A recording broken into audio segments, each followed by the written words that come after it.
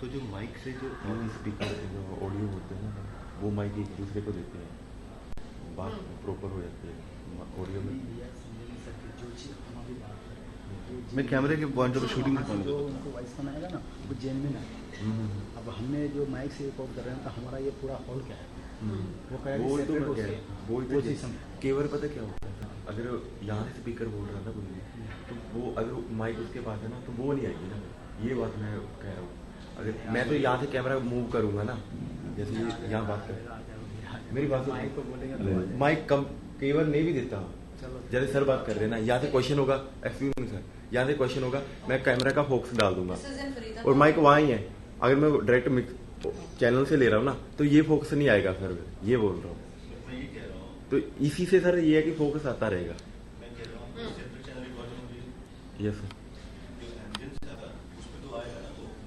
नहीं सर फिर बंद हो जाता है ना सर, ये बंद हो जाता है, फिर ये बंद हो जाएगा, फिर चैनल अंदर से सेटिंग करनी पड़ती है।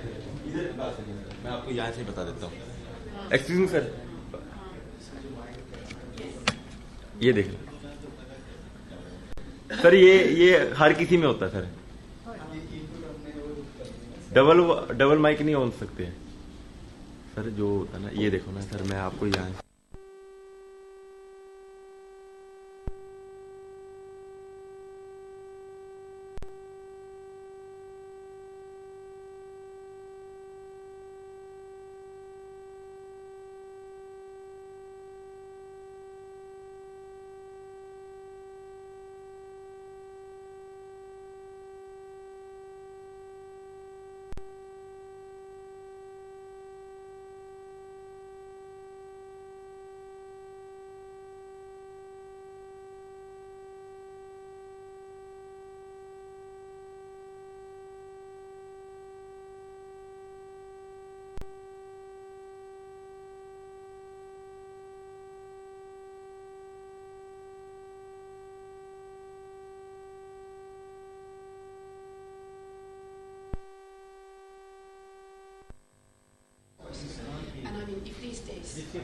run short, then we are going to send a presentation to we have a show in Finland to show.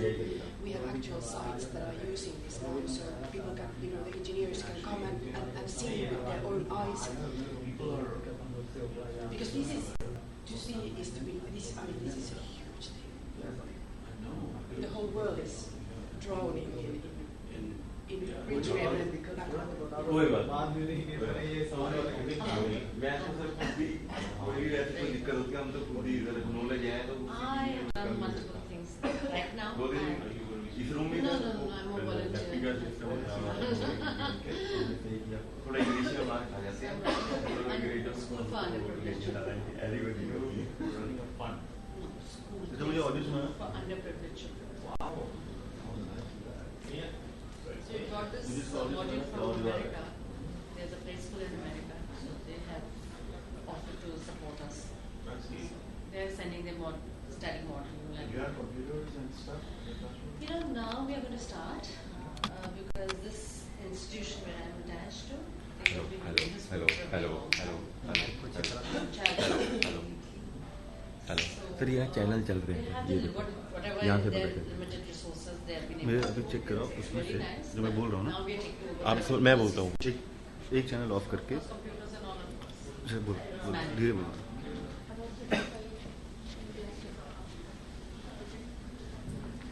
क्या भाई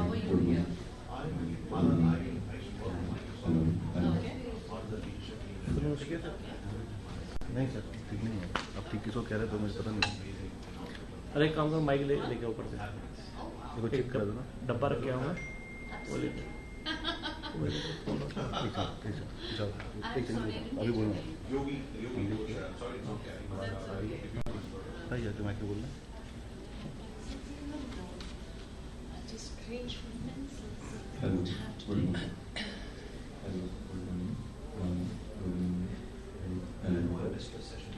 एम्बियंस दोनों नहीं आ रही, उसमें ज़्यादा इको नहीं हो रहा माइक में।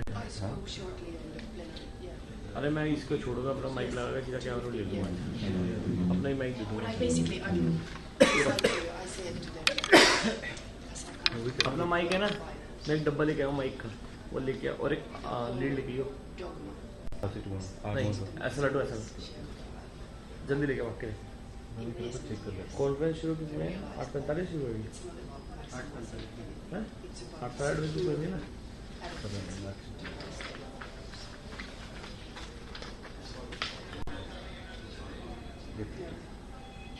So I just told them this. I said that people go there and they speak. Oh, I did that like that.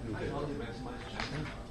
And they have a lot of 7-day shutdown in China. That's the maximum. So they were just maximizing. And then suddenly, Anshu, Yes. for about 7 days, they had to shut off the entire city. Yes. All the heat stopped. China. China. They had to shut off the whole bus. There was just too much pollution. Actually, that is maximizing. And then also I believe that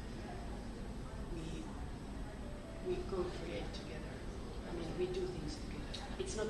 I don't believe in win-lose deals. I don't believe in non-transparency. I believe in co-creating. Some people value, some value, and then we share the value. Yeah, that's true. This is. I mean, it's so simple. But that's a very common explanation for something far more dearer to you and to me. It's all about ethics. Unless I can empathize with you, I can't really do much with myself normally. It's quite simple things, but then when you, I mean, doing business is a kind of a gladiator game in many places, and I think we can change that. I mean, we are not fighting, we are cooperating. So it's, I mean, the fighting part can,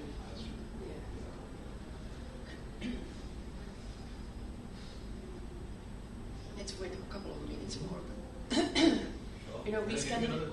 Yes, please. That would be wonderful. No, thank you. Cappuccino without sugar, please. Thank you so much. This time is an interesting thing. We in Scandinavia we are punctual. It's by the minute. It's the minute. If it's 8:30, then it's 8:30. It's not 8:45. If it's 8:45, it's already gone. It's really. I realize that we are so crazy about that. I don't think so. Really. I think a lot of us need to learn that. Because I mean, it's about other people's time. If you are late, you are sloppy. Then it's, I mean, it's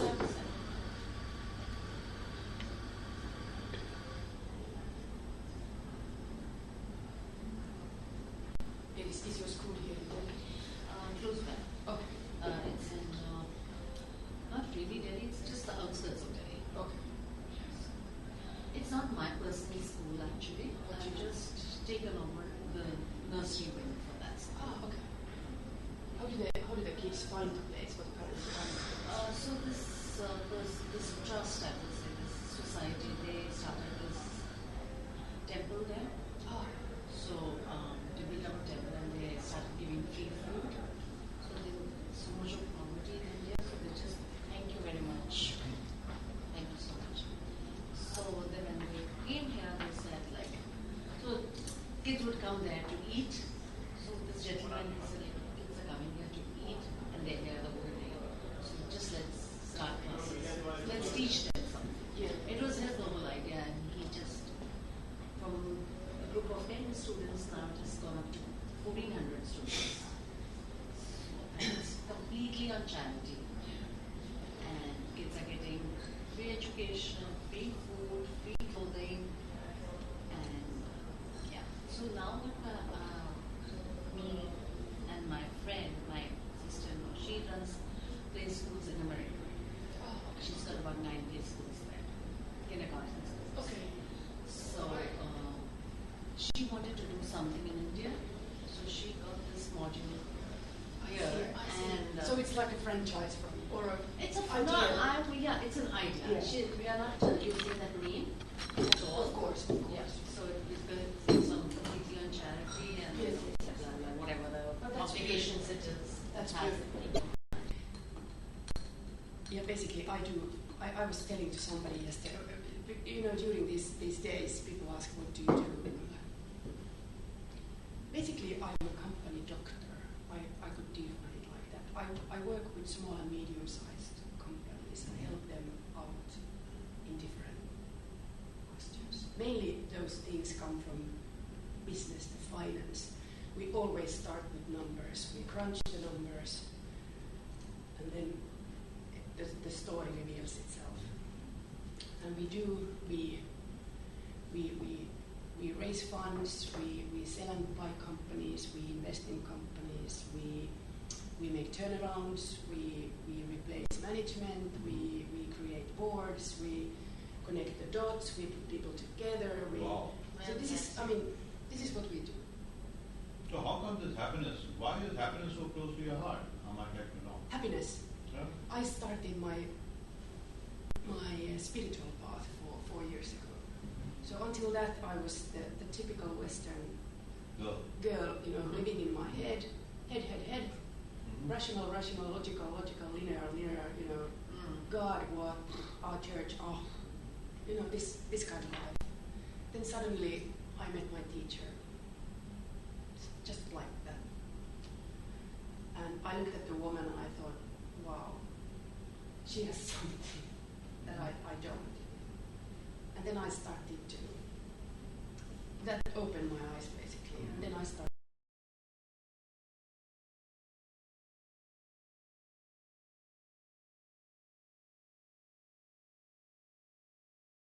to sing. So then everything comes together. When you may call it awakening or remembering or whatever, wake up call, something. And I was not in a trouble. I was not in a trauma or having any. It's horrible to say, but I don't have problems in my life. I'm so privileged that I'm almost ashamed here when I listen to these stories. I almost feel like this. Yes. Yeah, but coming from a country like where I come from, so I just started to think that what we see and hear and sense here. This is the first time that you come to India? Yeah. You intend coming back here again? Of course I will. Why don't you come by here again, Riitta? And Yeah. I must travel with you. I must take you to a place called Rishikesh, which is the Holy Ganges. And I don't mean to refer to holy in the Indian context or in the Hinduism context. Yeah. No, not really like that. But the ethos of India is from what little I've been able to make out of the discussion that you have had and your quest for the next for your next wanted point.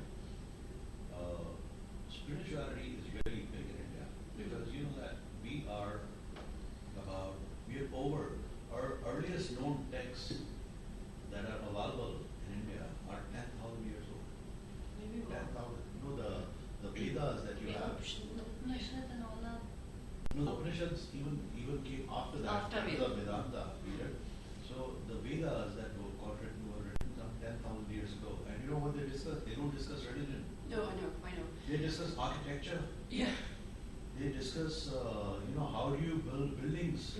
They discuss how language had to be invented. Yes. And the best part? The meter, the sentence, the length of the sentence, the length of the word is defined there. Something that is so common in humanity. Let's take this part when the camera is not on. Yes. What I do is I study the different things, but also the ancient wisdom of Egypt, sacred geometry, stuff like that. Yes. So like the Egyptian geometry came out of the pyramids, right? In our case, the Indian geometry came out of the Vedas, which is the small worshipping oblations where you offer your oblations. Yes. So we worship fire. Yeah. In India, we worship fire. And I will take you to a temple of two during the time that you're here, for you to be able to see how fire is lit in a small little thing. Yes. You can sit there in front of fire.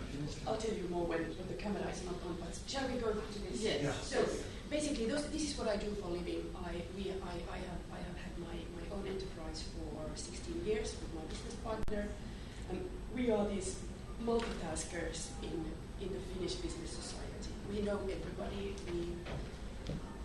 This is what we do. And for some reason, about 40 companies are now really close to us. There are because this gets recorded, and you have the opportunity reaching a much wider audience beyond here. Yes. So they're taking a video in English way? Are So they? they've started. Okay. No, but they started it, but they haven't turned it around. I'll just write. Yeah, she's there. Yeah. No, I think it's okay. Yeah. Okay, good. So now you can start. Yeah, so when I came here, I signed up for this interesting conference by invitation from Dr. Harvey by a common friend. I had no idea. I mean, I was interested about the title, that it's business, politics, economics, social, and spiritual. And I thought, wow, and India. So this is a once in a lifetime experience. And I got getting these emails about the programs and the content, and I was like, I don't really quite get it. But what are they talking about? What is this thing? And now during the week, I realized that people come here with stuff and content that is close to their hearts, and it may vary from happiness to, a lot of social impact, investing initiatives. And then I thought that from my close circle, I pick something that resonates globally, and this is it.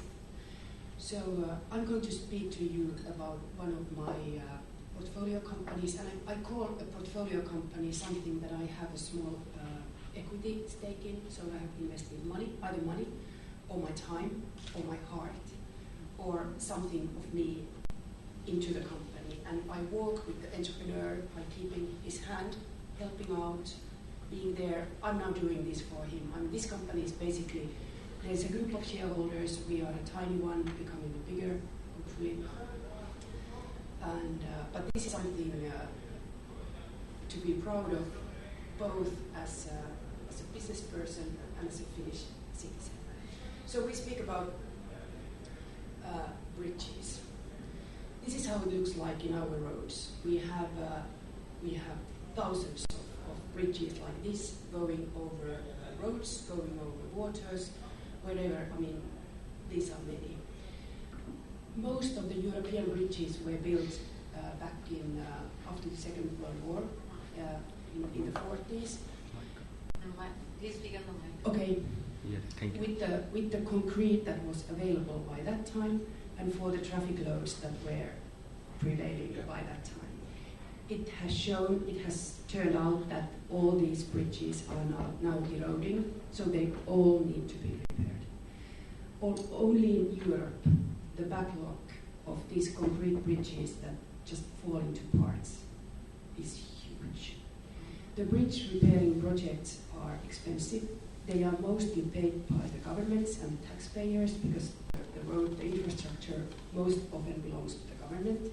There are some private projects, but at least in Finland, these are the taxpayers' burden. The work is slow. It's dangerous. In Finland, it can only be done during the months when the temperature is above 0 degrees, because below 0, then you can't. So basically, you repair from April to October, and then it stops, and then nothing. So this is a really irritating thing. Costs money, costs nerves, costs natural resources, because a lot of stuff must be used to.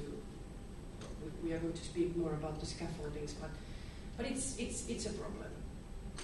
So this is how it looks like after a bridge project. We use wood to build the scaffolds. We build exactly before the project starts. The scaffolding is built, like on both sides, by special carpenters, which also are dying out, because this is not something that the young people want to do. They don't want to stand outside and do this. This is a dying profession. So this is also a huge problem. And this is the amount of waste that, imagine how much forest has been cut for this. This cannot be reused because the planks are full of nails. So this is like problem waste. This breaks my heart. This is what we do, or Fast Beam does. Fast Beam is a scaffolding system which is like a Lego. Are you familiar with Lego? The Lego plastic. block. The plastic. Yeah. This is basically They interlock. exactly. So you plug and play. There is a module that you just line up like this, neatly by the edge of the bridge, and you start to repair. I mean, this is it. This is the scaffolding that you make. Yes. Instead of And this is basically this is a three-folded thing. This is a scaffolding. This is a new method because this is a new philosophy. The shoulder. Exactly. When you start to fix the bridges with this, you need to change the whole process. You cannot take this and then the old process of repairing the bridge because this makes it so much faster. So this is a new paradigm. And also this is a working environment for the workers. This can be, you will see later, this can be covered with weather shields. So this will become a warm working place, which at least in Finland prolongs the working time. Exactly. So we can also work in the winter time. So this invention, it's a Finnish patented, worldwide patented innovation. And it changes the whole idea of doing this part of the infrastructure business. And this is for actually the part of the bridge that needs repairing is the edge. The edge gets eroded. They changed asphalt, but they seldom touch the actual cover of the bridge where the cars drive. But it's the edge that gets eroded. Yeah. So what they do is that they remove the old edge, and then they cast a new one of new concrete. So this is basically what bridge repair is all about. And I have a master's in finance, not in this, but I have learned so much that I can speak about this. But of course, all the details. And I mean, this is a special science for special engineers. But I'm capable of presenting the idea. Instead of the huge amount of planks, and you remember the amount of the waste wood, this is what it takes. This is basically what we do. The scaffold is taking to, of course it depends on the length of the bridge, how much of this, but basically this is really compact. This is just, this is reusable. One thing, system like this, once it's ordered from the factory, it can be used up to 100 times. So it means that you use this, you repair the bridge, you remove this. Yes, take it to the inventory, take it to the next site. Wow. And to next site, Wow. up to 100 times basically. I think we promised 70 times. So what is the, and I'm sorry to be interjecting, unless you want to... Of course, this is a discussion. Yeah, so this is brilliant. So what is the ROI on this? It's huge, and we come to that, but it depends where in the business process you are. Right. We are in the manufacturing, in owning the IPRs, and hopefully, at least in Europe, in rental. What we love to do is to rent these out on long-term rentals. Right. But the monthly fee for the rental is so low that it outcompetes any other scaffolding method. So something like this, and this is what is the material that you use? Is that cast iron? Is it stainless steel? This is stainless Like steel. special stainless steel. Yes, and then about the thing, it's when we deal with something that hangs from the bridge edge, that carries people.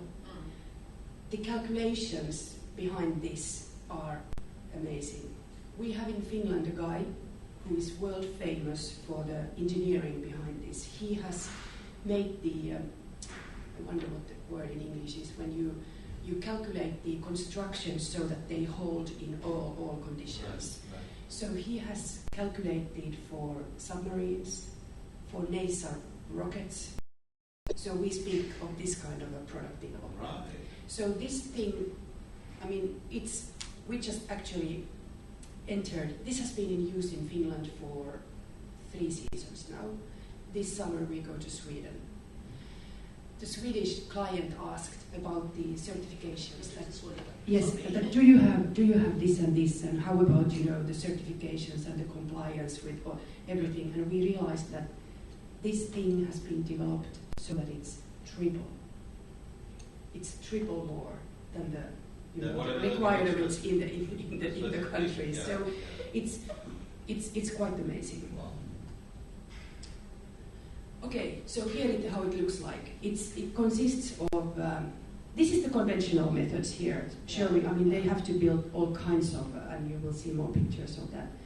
And this is the nice and neat plug and play.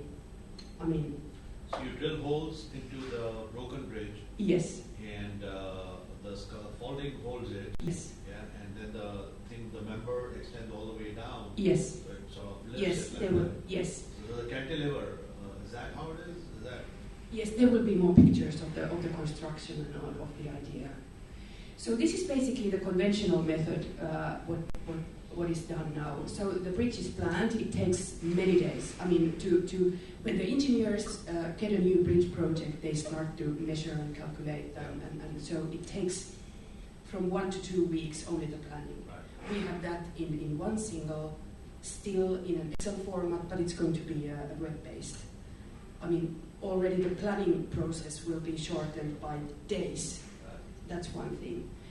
Then all this stuff, this preparing on the site, the building of the scaffolding, making the formwork and removing, this is basically what it is. With fast beam, it's shortened to this. It's like the project time, if the whole project team is cooperating. Yeah. If they are not, then of course this is just a dummy. Right. But if people go in for the whole philosophy, and then it happens like this. We had a test project in Finland. This thing used to be a government business. I mean, this was a government sector that repaired all our roads and bridges. Recently, that thing was made into a company, a limited liability, and a private equity investor bought it. So nowadays it's a company, having a profit target and operating like a company. So we used this to work with them. And what happened? They took this, but they worked the old way, and they said, this is not functioning, this is not good. So we took a couple of projects to change the minds, to really have them along. Because if you take it goes for everything. If you disrupt something and there is resistance, it's not going to happen. But if you bring a new thing and people cooperate, they comply with the training, with how it should be done, then it's so this is not an independent thing, this is a whole. It must be applied to the whole project, yes. So, more than 50% faster, more than 50% less workforce in countries where workforce is an issue. I mean, this is really groundbreaking. We speak about Germany, we speak about European countries where wages, we have, the minimum wages and all this stuff. Things like it. The ergonomic and the safety part are amazing. I mean, this is the safest way to do this. Yeah, because the scaffolding can collapse, but this can never. Yes, and also it's not only that, it's even the working positions, how they then, when they start to work on breaking the old and making the new, the current working postures are really dangerous for the back. I mean, it's really hard work. Right. Here, they work in nice positions. I mean, the testimonials from the workers who have been using this, it's like, wow, this has changed their life. And it's ecological in countries where that also counts. So we saw that in the first slide. Yes, okay. A very big thing in congested cities is that the traditional method often blocks a file, 2 files, 3 files, and the traffic really gets horrible. This takes so little that the traffic can flow. Yeah. And this is something, for example, for America, US. There are cases about bridge projects that get late, and the fees and penalties, for example, in the state of New York, I mean, they just ruin the projects. Yeah. They are so expensive. So here we can let the traffic flow, people can work from the side, from beneath, and everything is safe and nice. Right. We have a showroom in a little city close to Helsinki where the thing is present. Here we take people to train, to see. Here is where the engineers come, and they sit here, they see this, they understand immediately. Right. And this is also the place for the first training. So we take the first team to be trained, and then of course, because people have to be trained to use the method. So basically, this is the. Can you take the? Yeah. I have two short films to show the. It's easier to see than listen. What do you want me to do? Just put the videos on. First one.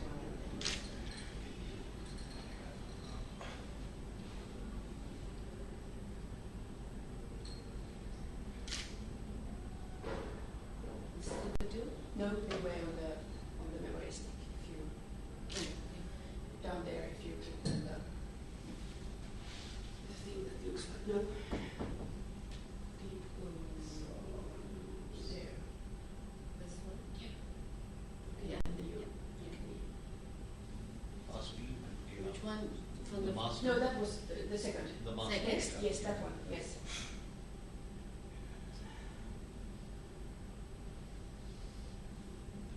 And if the music is we have the music now, so.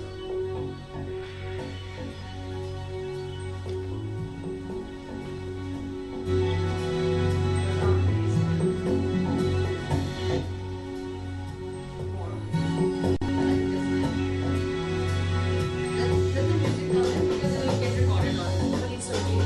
It's not music, just voice. Oh.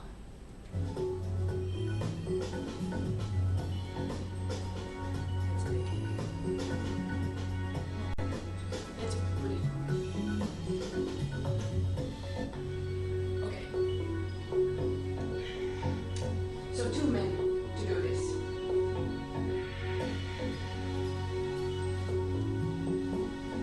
A couple, even one day, depending on, it's so quick. They don't have to take the asphalt away to make the holes. No, no cheaper. Riitta, if you can just take the mic when you're speaking so it will get recorded. So you said no timber. You trying to say that in the mic? Yeah, no timber. I said that, yes.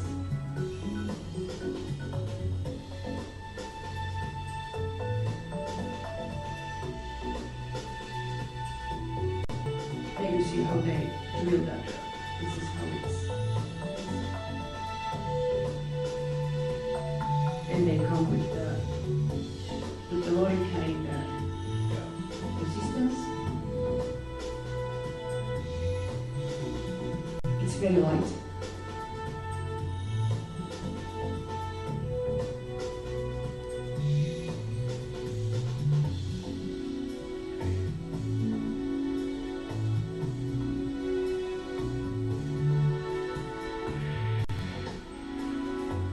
So it adjusts. Now the damaged part is taken away.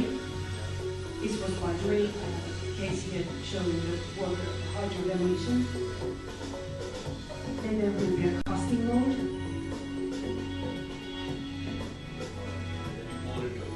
Yes.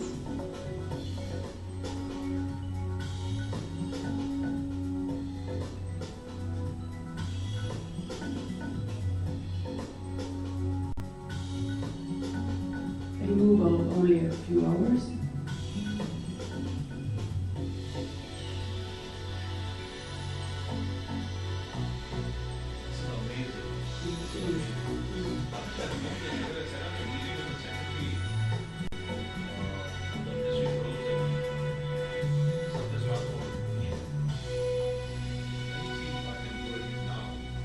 Can we take the next film? Yes, So sure.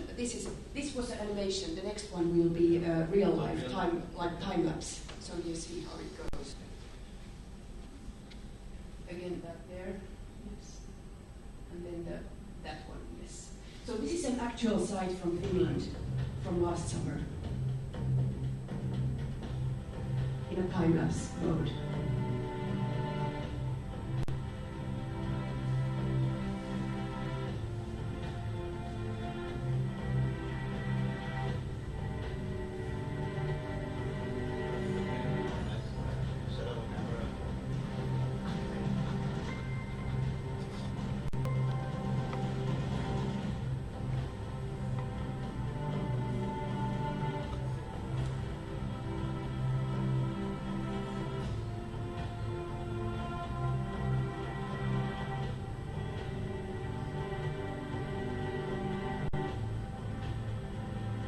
And you see the traffic flows. Yeah. The guys are working, but the traffic flows. Yeah, Like- that's right. Also, there are so many. It's safe because you see they don't have to take down They the just load edge. it directly on the boards. Exactly. So it's being able to keep the edges, not having to take them down, Right. is a huge saving because in many cases you have to build temporary edges, and now it forms another edge. So more safety is added when you see how many barriers there is to prevent the falling. Yeah. So it's there. I think this took 2 hours. Most of the bridges in What's this? Finland are 50 meters long because they go over the 2-lane roads. Most of our lanes are 2 roads, but this goes to as long as possible. Can't take your picture. What You now? just come on this Okay. chair. Okay. So most of our bridges are from 50 to 250 meters long, but this goes for as long as you want. The bridges can be curved, so this goes for curved and for. So the way, Yeah, I have some.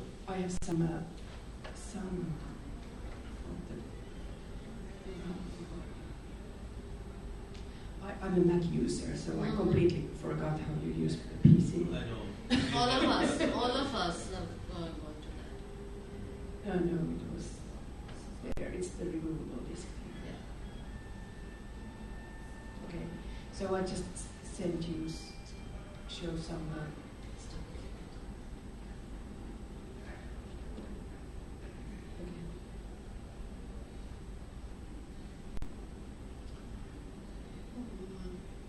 Is this it?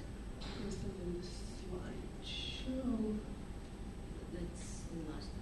Yes. So the competitors are from Germany.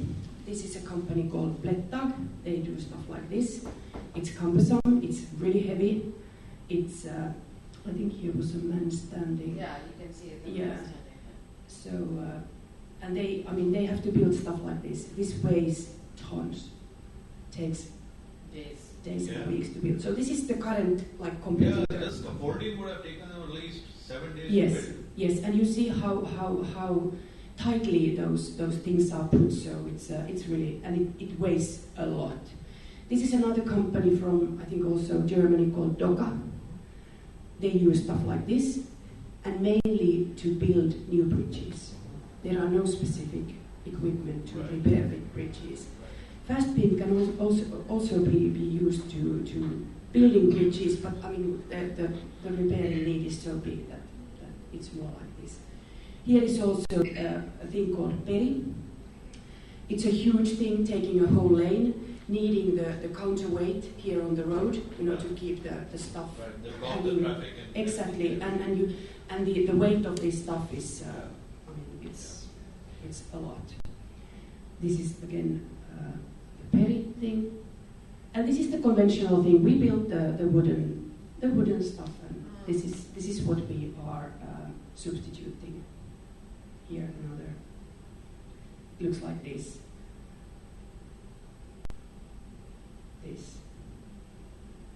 So this is like the problem in the market that fast beam solves. And all that is the ecological waste. Yes. Exactly, because I'm very excited about this, and I'll tell you, Riitta, I have a friend in the government here who'll be very happy to take a look at it and see what might come true. But I'd more be interested in understanding what is your licensing with respect to India, because the preparation of those steel structures, yes, the manufacturing of the yes, steel structures is cumbersome for us to it be is. able to import the Yes, steel structures. I would say so that. So we can license a company here, Yes, because we've got government-owned companies that do stuff like that. yes, Who can be license the technology. yes, So they do this, and the government uses it. absolutely. Right.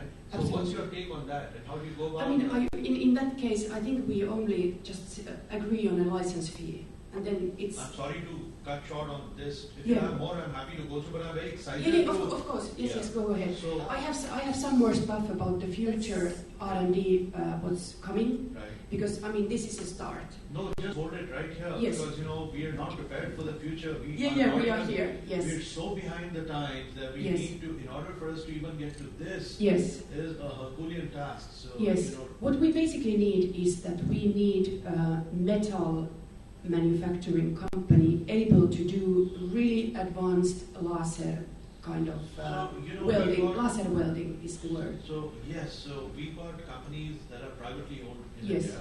We've also got companies that are owned by the government in Okay. India.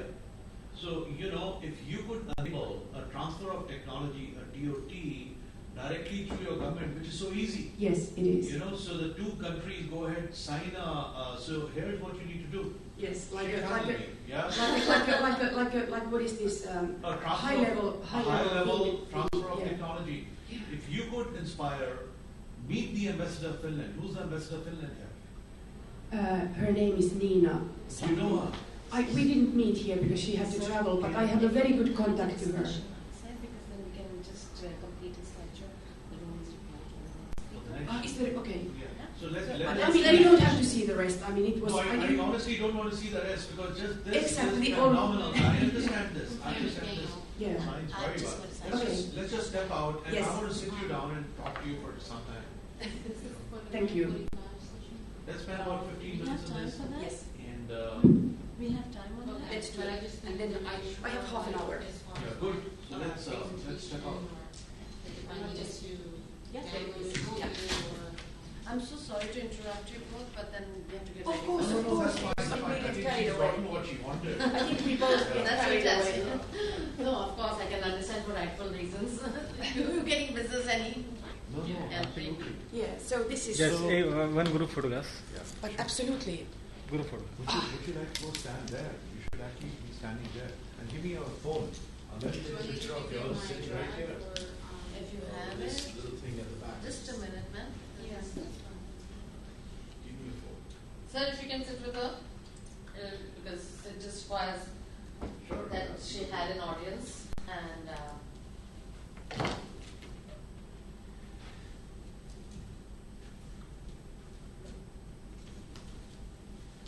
So this is more.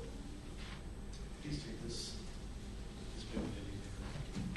This paper.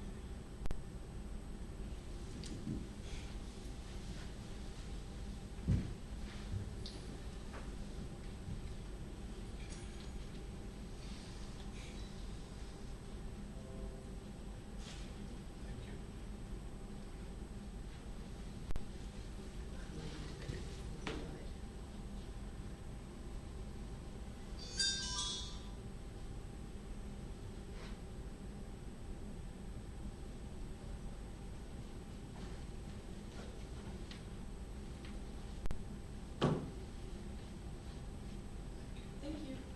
Thank you. Take that one.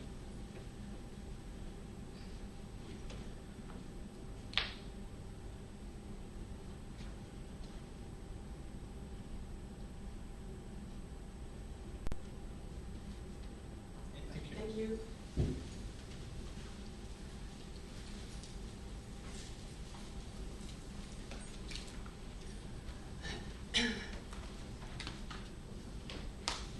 So I'll be sending in somebody else because somebody else is going to be volunteering to help me out. So she'll be shortly.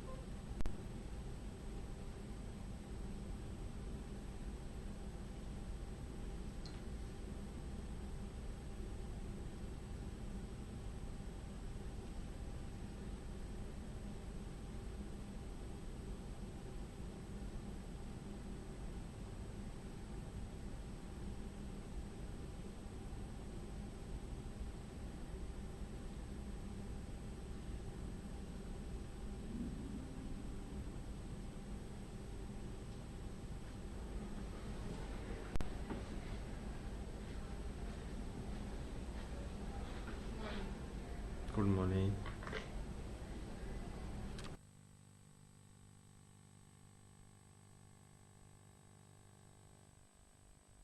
I signed up for this interesting conference by invitation from Dr. Harbin via.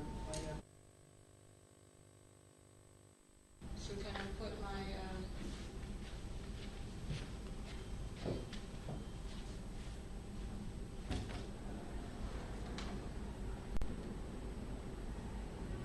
same pen drive on the OP.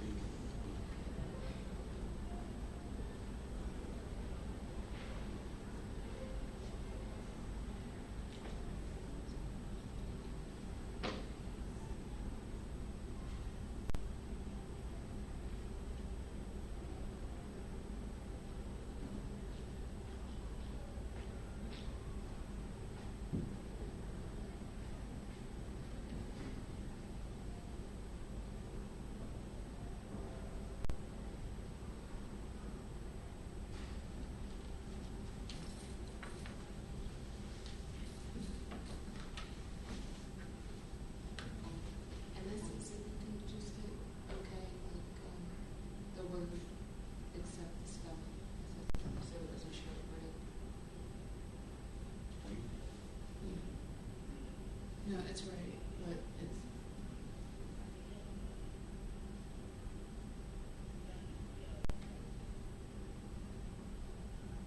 not. Okay.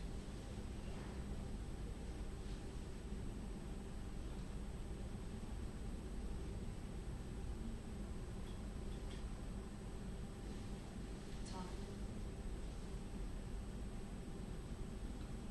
Can you open it? Because I want to take the notes off of it. So just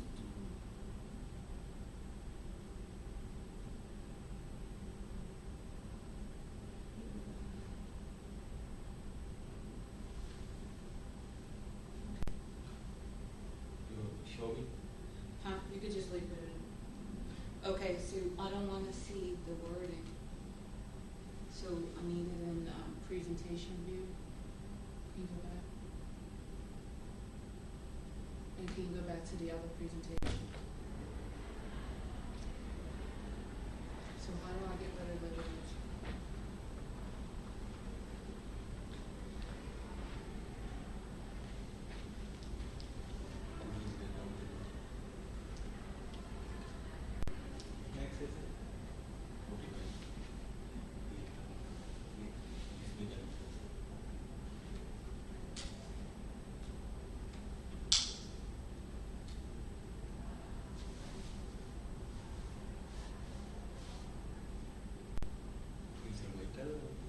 Hmm?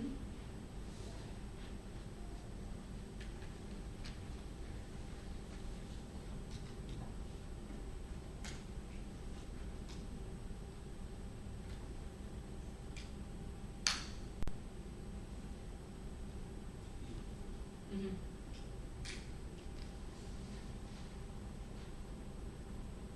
Would there be somebody here to click to the next pages, or do you have a No. clicker? No clicker? Okay, so I'm gonna go to the top.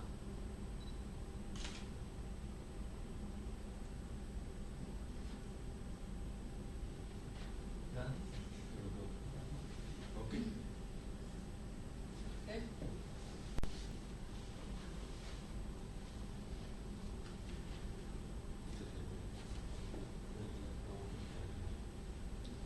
They have the old title. That's old. That's old.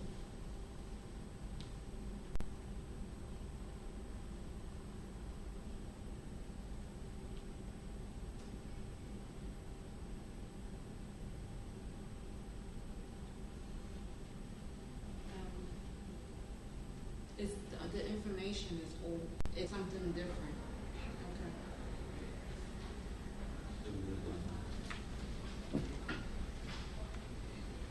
Okay.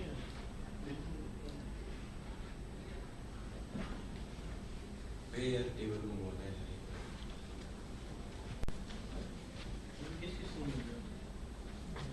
यार उधर group बन गया होगा और बाकी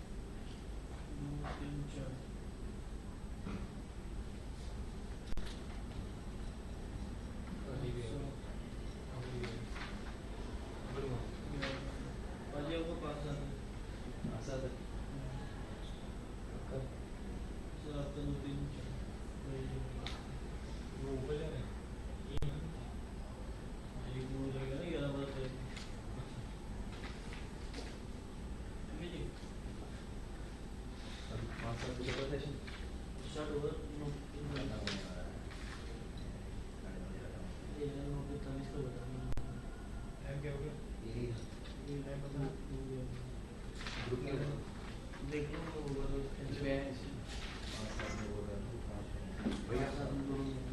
Good morning. Are you the speaker for 9:45? उधर Yes, खत्म हो I गया am. Oh, that's ये रख दो एक्चुअली में ये रख देना टेबल ना फिर बोतल अभी नेक्स्ट स्टॉप कब है यहाँ पे? 9:45 क्या टाइम है?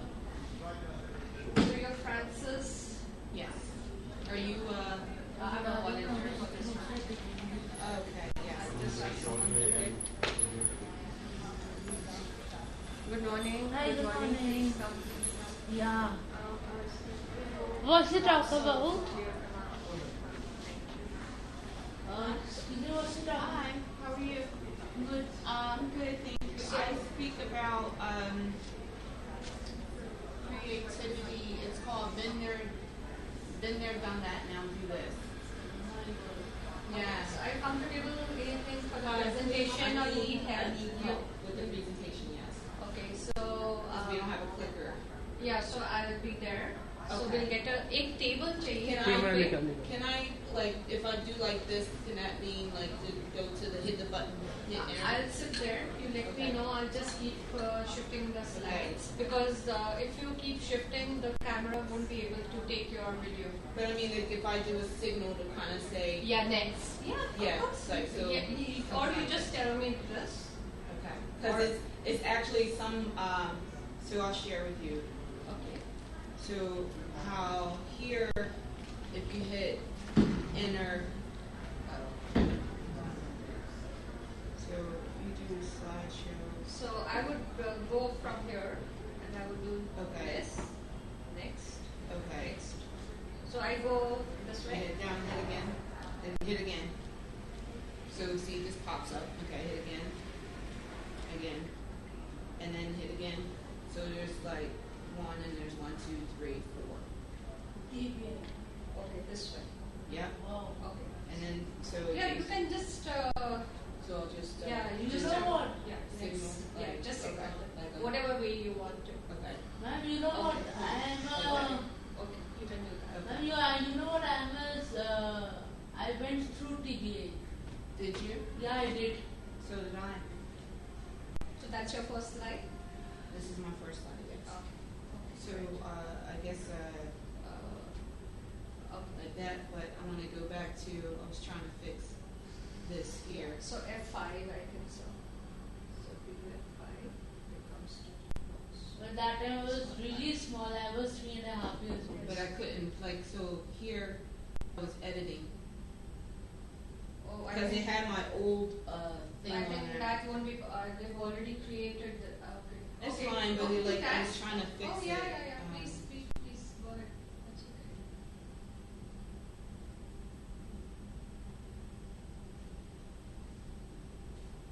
So can I come in a bit? I'll just Yeah, we start at 9:45. Yeah. Sure. I have obviously wanting to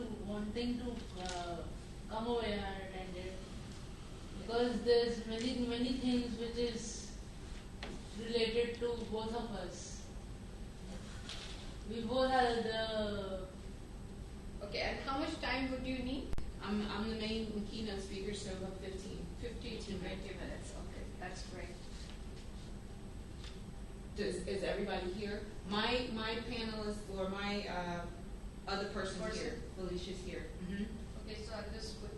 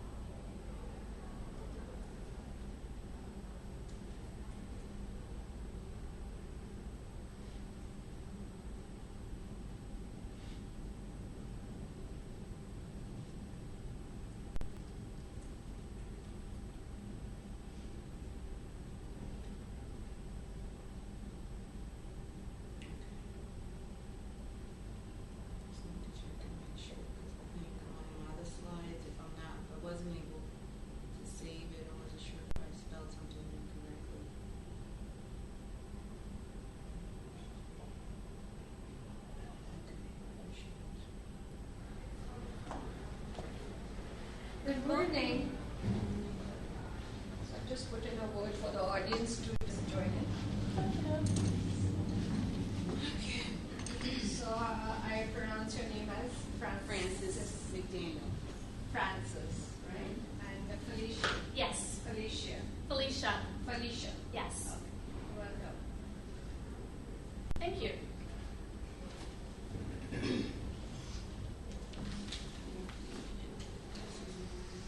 If you want to leave it in there, it's fine. Yeah, that's.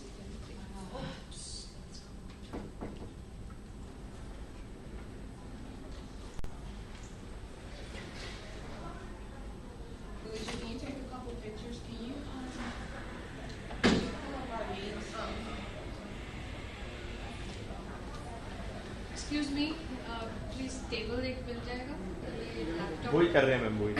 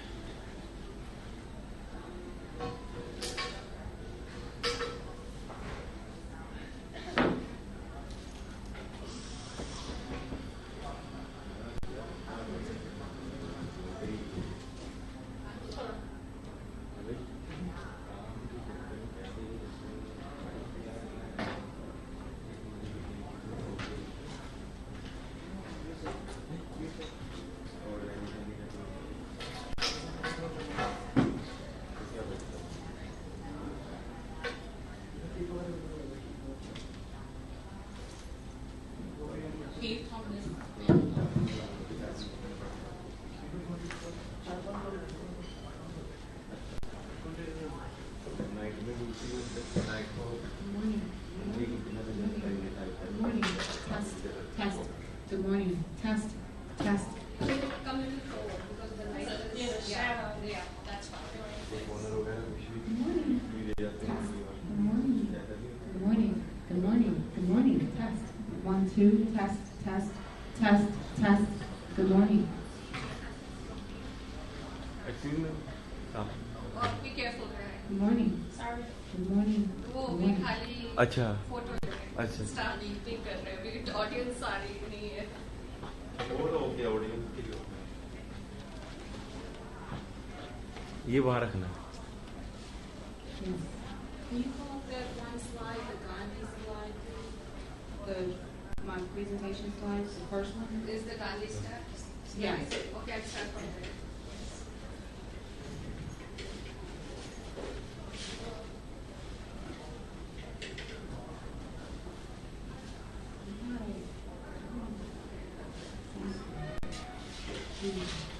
side face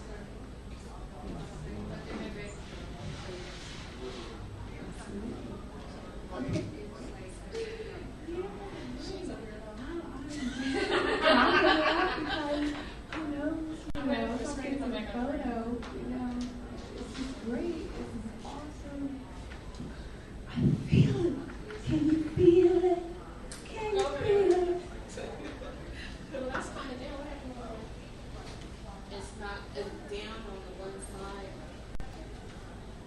It's supposed to be down. Hold on. Oh. just can't really Okay. touch it We can start at 9:45. Maybe a little later. people come in People come in. Anybody? Going once, going twice. So if I go to 9:45, going to not start at 9:50, 9:50. Give me 9:50. What you gotta do? That good?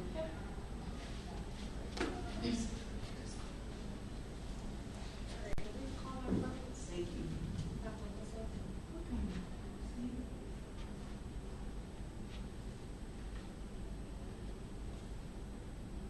छः बजे शाम भूलना नहीं Is there an introduction or?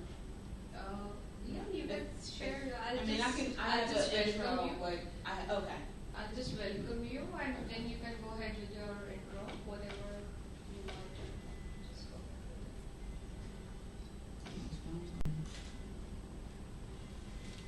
If I have the belief that I can do it, I shall surely acquire the capacity, even if it means I do not have it in कहाँ भी me. हैं hello hello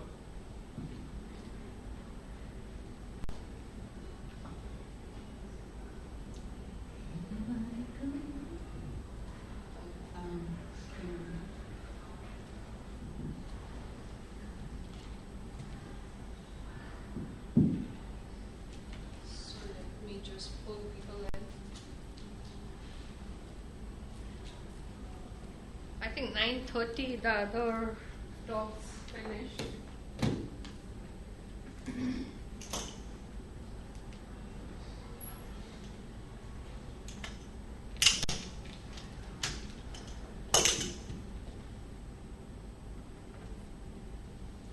Let's take a picture with that. Selfie with her. Take a picture.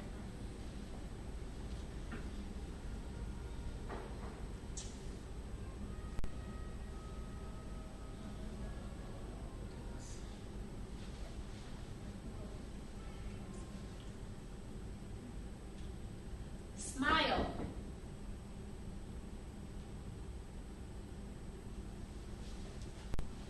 Can you feel it? Did you hear me yelling smile homework? I was like, she probably thinks I'm crazy. Smile. Smile. Smile. Smile. Now, if I have the belief that I can do it, I shall surely acquire the capacity to do it, even if I may not have it at the beginning. Let's make sure I write out my stuff over here. Yeah.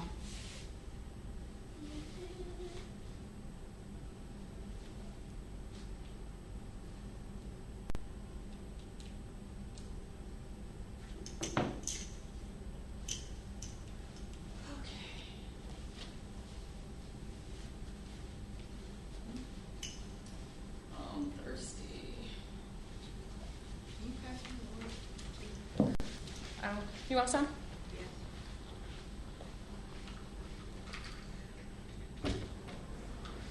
Hello. Good morning. How are Come you? on in. Here you go.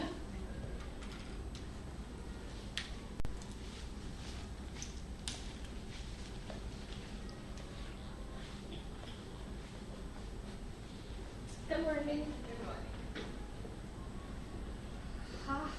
She's saying either like wait or she can just start and speak to the camera because it will be recorded. They're upstairs doing some stuff. I can practice. Can you practice with me hitting the button while I go through? Yeah, if you want to. But I need to call the cameraman. Or Oh, you that's don't, I'm okay. just practicing. Yeah, I'm Okay. just practicing. Okay. Because there aren't too many people today who walk down. Okay. No I think problem. the energy goes the first few days Yes. and people just start. Yeah, today's a day of everybody's trying to go to the Taj Mahal and shopping. And shopping and all. Yeah, Yes. I mean, I understand. You don't come all the way to India, Uh-huh. so you don't come all the way to India and not That's true. go.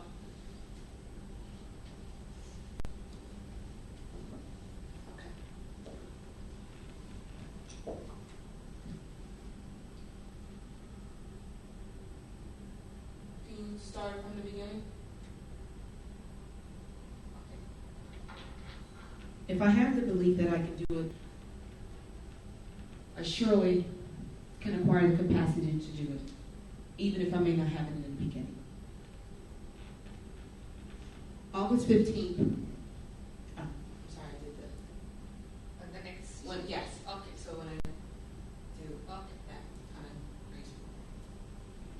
August 15th, 2016. It's the hottest month of the year in the U.S. and Pennsylvania.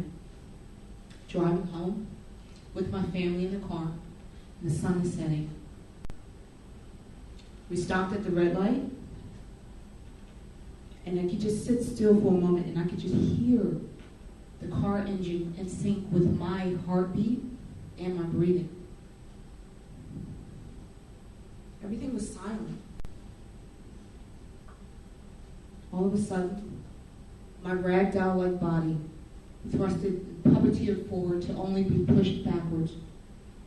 I had hit my head on the back of the seat. I turned around and I looked at my family and I asked them, "Was everyone okay?" Okay. You want it to be recorded?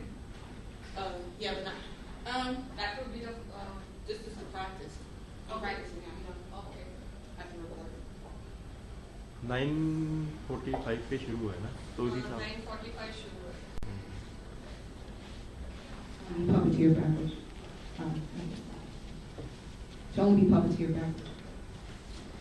Oh no, I wasn't ready yet. I was saying not yet. Sorry. I'll do the hand gesture.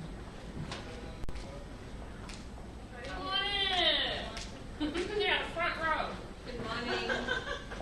Good morning. I came to support my co-panelists. I'm Mariam. Are you Frances? Hi, yes. Hi. Okay. Because he's also saying we have to start at 9:45. Okay, that's fine. So we can just yeah, we just can start go back to the with it. beginning. Yeah. Do you want to start it? Start.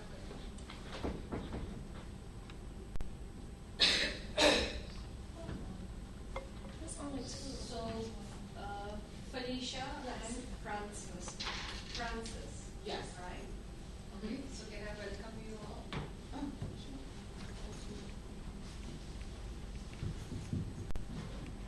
You want to say something? You want me to just do that? You want me to start? Yeah, I mean, that's fine. Okay, good morning. We welcome our speakers today with a lovely morning and a bright sunshine, Francis and Felicia. Welcome you all, and I hand over my mic to Francis. Thank you. Hello, everyone.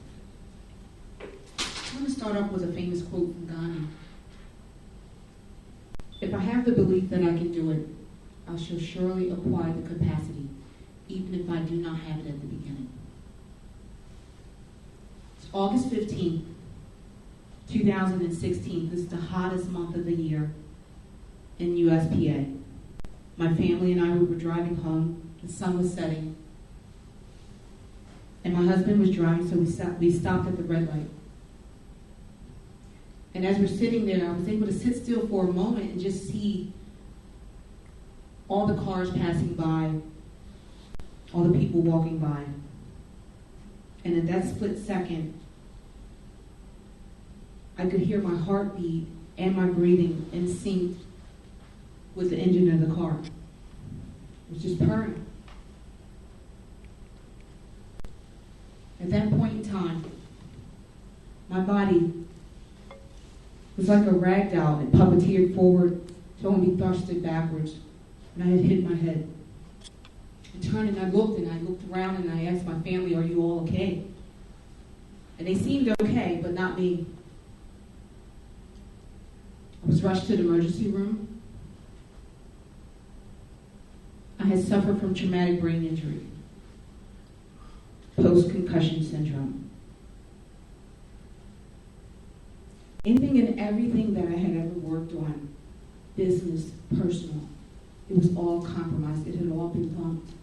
All my education, I had just completed finishing my master's degree. Everything, training, coaching, interviewing, top investors, everything that I had ever done was completely stopped. It was bumped.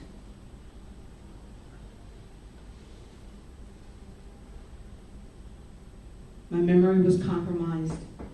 My ability to comprehend complete sentences.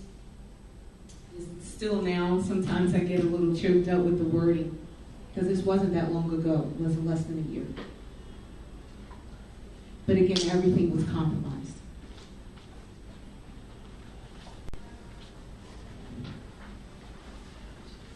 So what I did was I took the simplest thing that I could do, and I started to write a journal. I started to write down everything I was experiencing because that was the simplest and the only thing that I could do at the time. And after a while, I had returned back to that journal. And when I looked at that journal, I was reading it for the first time through my own eyes after I had written it. And it was new to me because it didn't exist before. You see, I suffered short-term memory loss as well. And as a result, my sentences were incomplete. They were repetitive. And it was just something that I didn't really understand what was actually happening. But at that point in time, I started to cry. I was upset. didn't really know what to do. But at my weakest point in my life, I decided that that was not going to be the last bump in my life. That bump was not going to stop me from pursuing and helping others. You see, I started researching about traumatic brain injury, post-concussion syndrome. And I started seeing and thinking about all the people that were suffering along with me, those people who felt alone with me. And at that point in time, I had an idea, a concept of how do I, at my weakest point, make this someone else's strength in their life. And that's ideation. That's how I came up with the concept and the idea that I was then going to create a beautiful story. My journal became a book of ways and information of how to get through traumatic brain injury. It's called Bumped. And I advocate for those who cannot necessarily advocate for themselves. My voice is their voice. And I came here today to share this information with you because there's a lot of people out here who are not really certain about what's actually happening. I wasn't sure about it. Before a year ago, I had no idea I was going to be here speaking to you about traumatic brain injury and post-concussion syndrome. That was not my intent. I had other plans. However, life just simply taught me to simplify things. Life just taught me to create a beautiful story. And so when you come up with an idea and a concept, sometimes those things occur at your weakest point, at the times when you're most still, and at times when you don't have a choice. But I had a choice to make things good in creating Bond.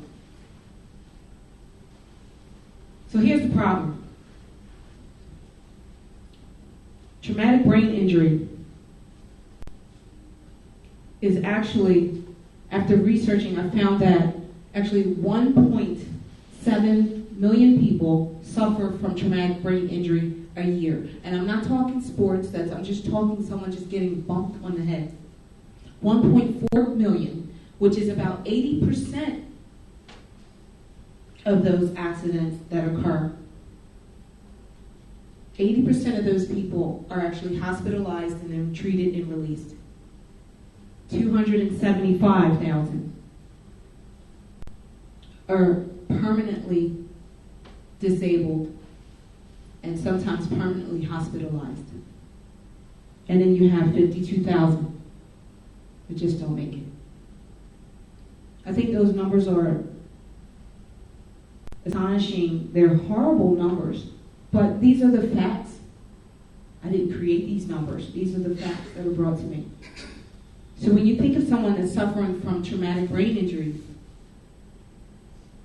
and someone like me who experienced these things, you're talking about inability to focus, dizziness, headaches. And if we do not bring awareness to post-concussion syndrome, to traumatic brain injury, there will be, actually by 2020, statistics have proven that it will actually be the leading cause of deaths and disabilities. It will actually exceed diseases by 2020.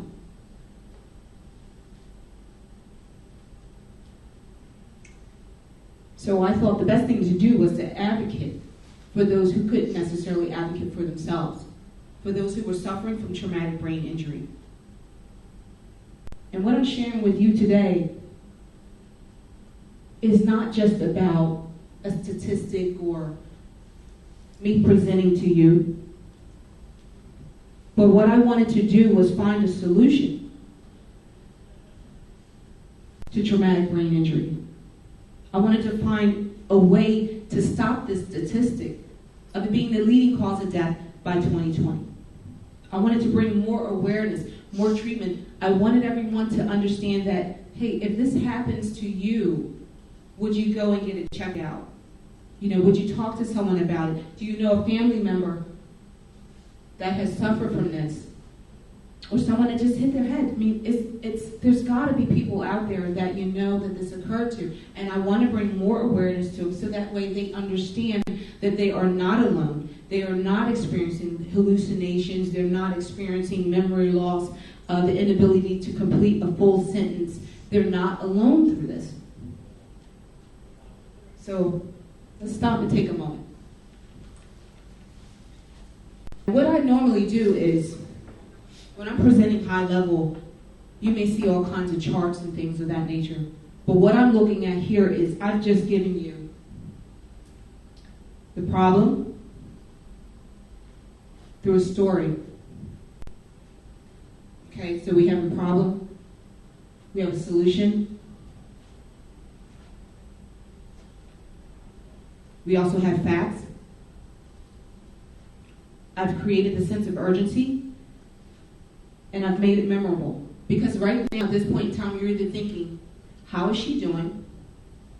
You're probably thinking of a family member or friend, a patient, a long-lost relative, a parent, someone who has gone through some type of a bump in their life.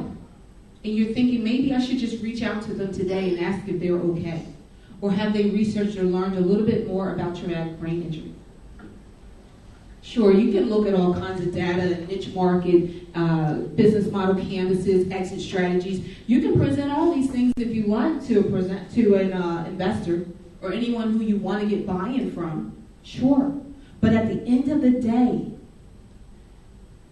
are you passionate about it? Because they want to know at the end of the day, when everyone else tends to fail, is this strong enough of a scenario for you to pull through?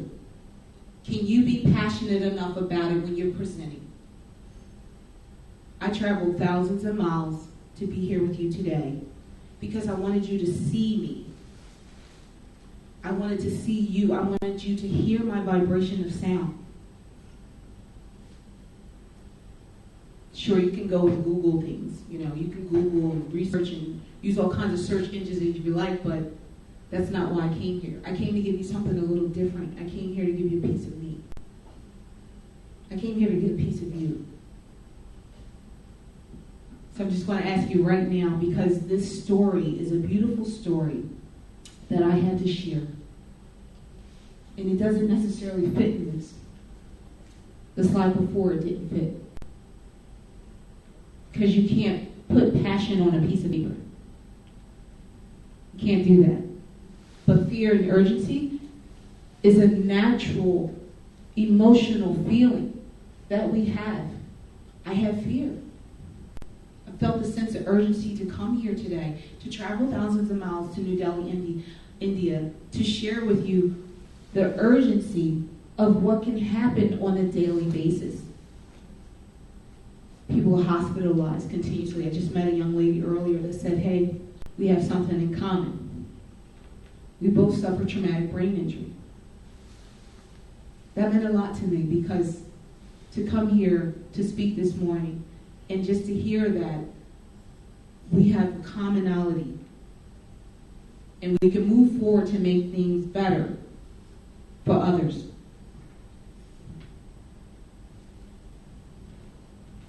So the reason why I am here is because I felt the need and the urgency to save lives. Saving lives through sharing information, advocating for traumatic brain injury. As I am a patient of it, I'm a survivor of it, and this is something that we mustn't take lightly. And so all the things that I've done in my path, I've been there. I've done those things. And now life was simply telling me to do this at this point in time today with you all. Life was telling me, don't complicate it. Simplify things and save lives. So I'm going to ask you all to actually just close your eyes for a moment, as Yoda would say. If you're all Star Wars fans,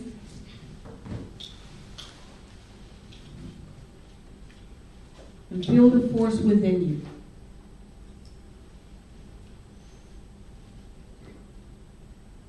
And as you're closing your eyes, believe in your ability and your power to make a change, to create a beautiful story.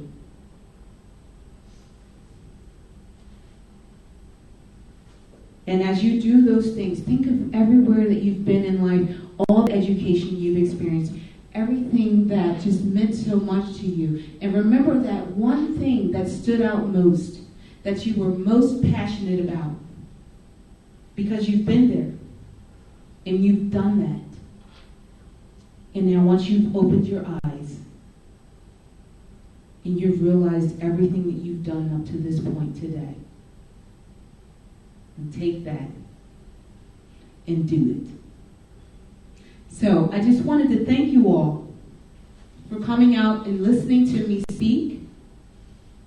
And what I actually did was, again, I created a beautiful story. I created a presentation. And I used art and history and my life and the passion to do it. So get out there and do the things that you know you can do. Because again, you've been there, you've done that, and now do this. Thank you. I'm praying, McDaniel. Thank you. Thank you so much. Thank you, Francis. This was really beautiful awareness being brought on the planet, and God bless you for all the work and the awareness you're creating. And now we welcome the other speaker, Felicia. Thank you so much.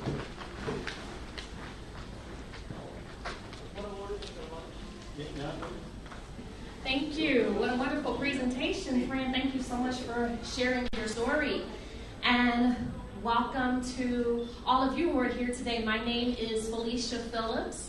I am a marketing communications professional, a licensed minister, and empowerment speaker.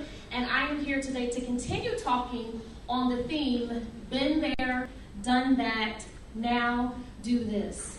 And what I'd like you to get out of my talk today is motivation to move forward and to do something different. I want to ignite a fire inside of you. I want to empower you so that you can reflect on all that you've done up until this point in your life. All of your talents, all of your skills, all of your knowledge, all of your wisdom. I want you to think about all of those things, and I want you to reflect on what you've already done. And then I want you to take the next step. I want you to take a leap of faith. Been there, done that, and now do this. So let me tell you just a little bit more about myself. As I said, I'm a marketing communications professional, and I'm a licensed minister, amongst other things. And at the core of what I do, if you break it down in its simplest form, I am a storyteller. I tell stories, and I get paid to tell stories.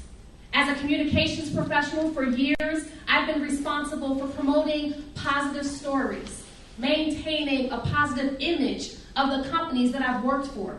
I've been responsible for issues management, meaning there's a crisis that is looming ahead, and I had to step in and bring my wisdom and bring my experience in order to mitigate that crisis, or actually mitigate that issue so that it did not turn into a crisis. At the same time, I've also been responsible for responding to crisis situations and ensuring that I do proper damage control so that the brand, the image, the reputation of the company that I was working for would remain intact. See, I'm a storyteller. In addition to that, as a marketing professional, I've been paid to market products and to market services throughout the country. And in addition to all of that, I've had to find innovative ways to share those messages. Again, finding a way to tell the story that's new, that's innovative, that's creative. I am a storyteller. As a minister, I am blessed that God has called me to preach the gospel of Jesus Christ. And as a minister, I am yet again doing what? You know now. I am storytelling. I'm telling the story of Jesus Christ. So I continue to tell the story at my local church. I'm a youth minister. I'm also the founder of F.R. Phillips Ministries, which is a ministry which seeks to share innovative ways to share the gospel of Jesus Christ with people throughout the world. And so I've done that in creative ways, online, through Periscope, through Facebook Live. I've taught Bible studies. I've taught Bible lessons. I've even had virtual services with all-female panels. Again, telling a story. So that's my been there, and that's my done that. But like I said, I want all of you who are here today to think about everything that you've done up until this point. That's your been there, that's your done that. And then I want you to think about what is your particular do this.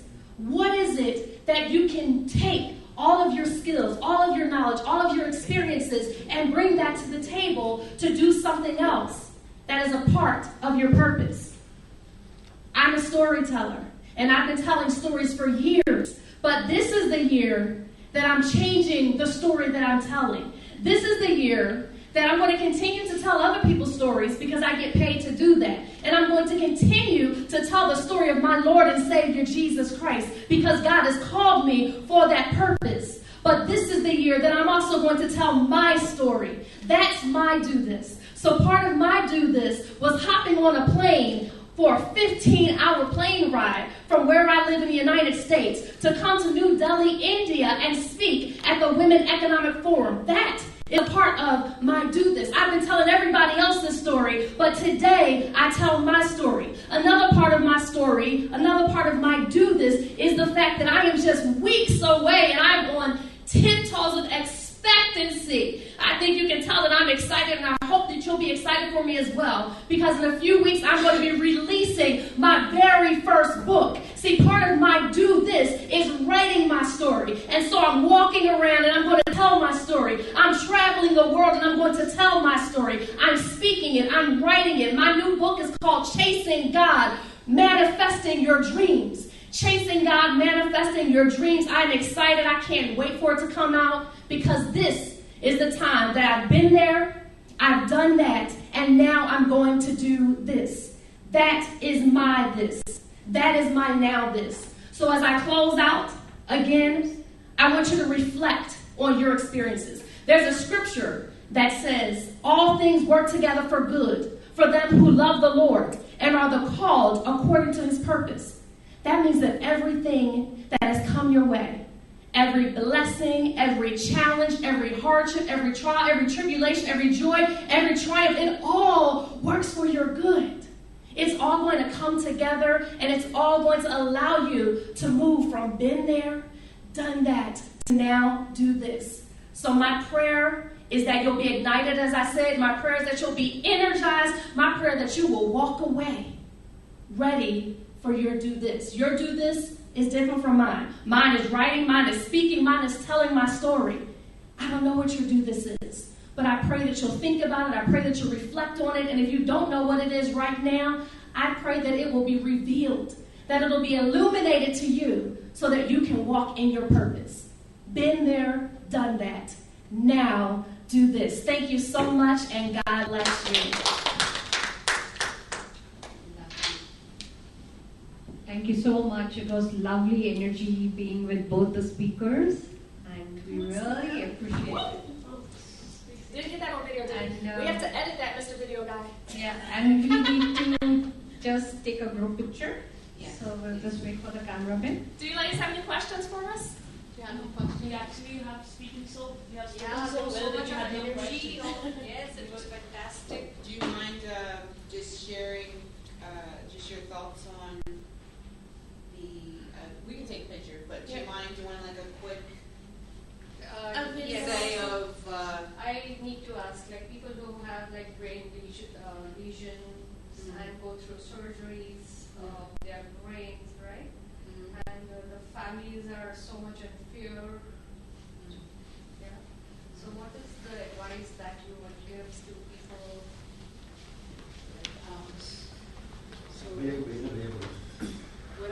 suggest is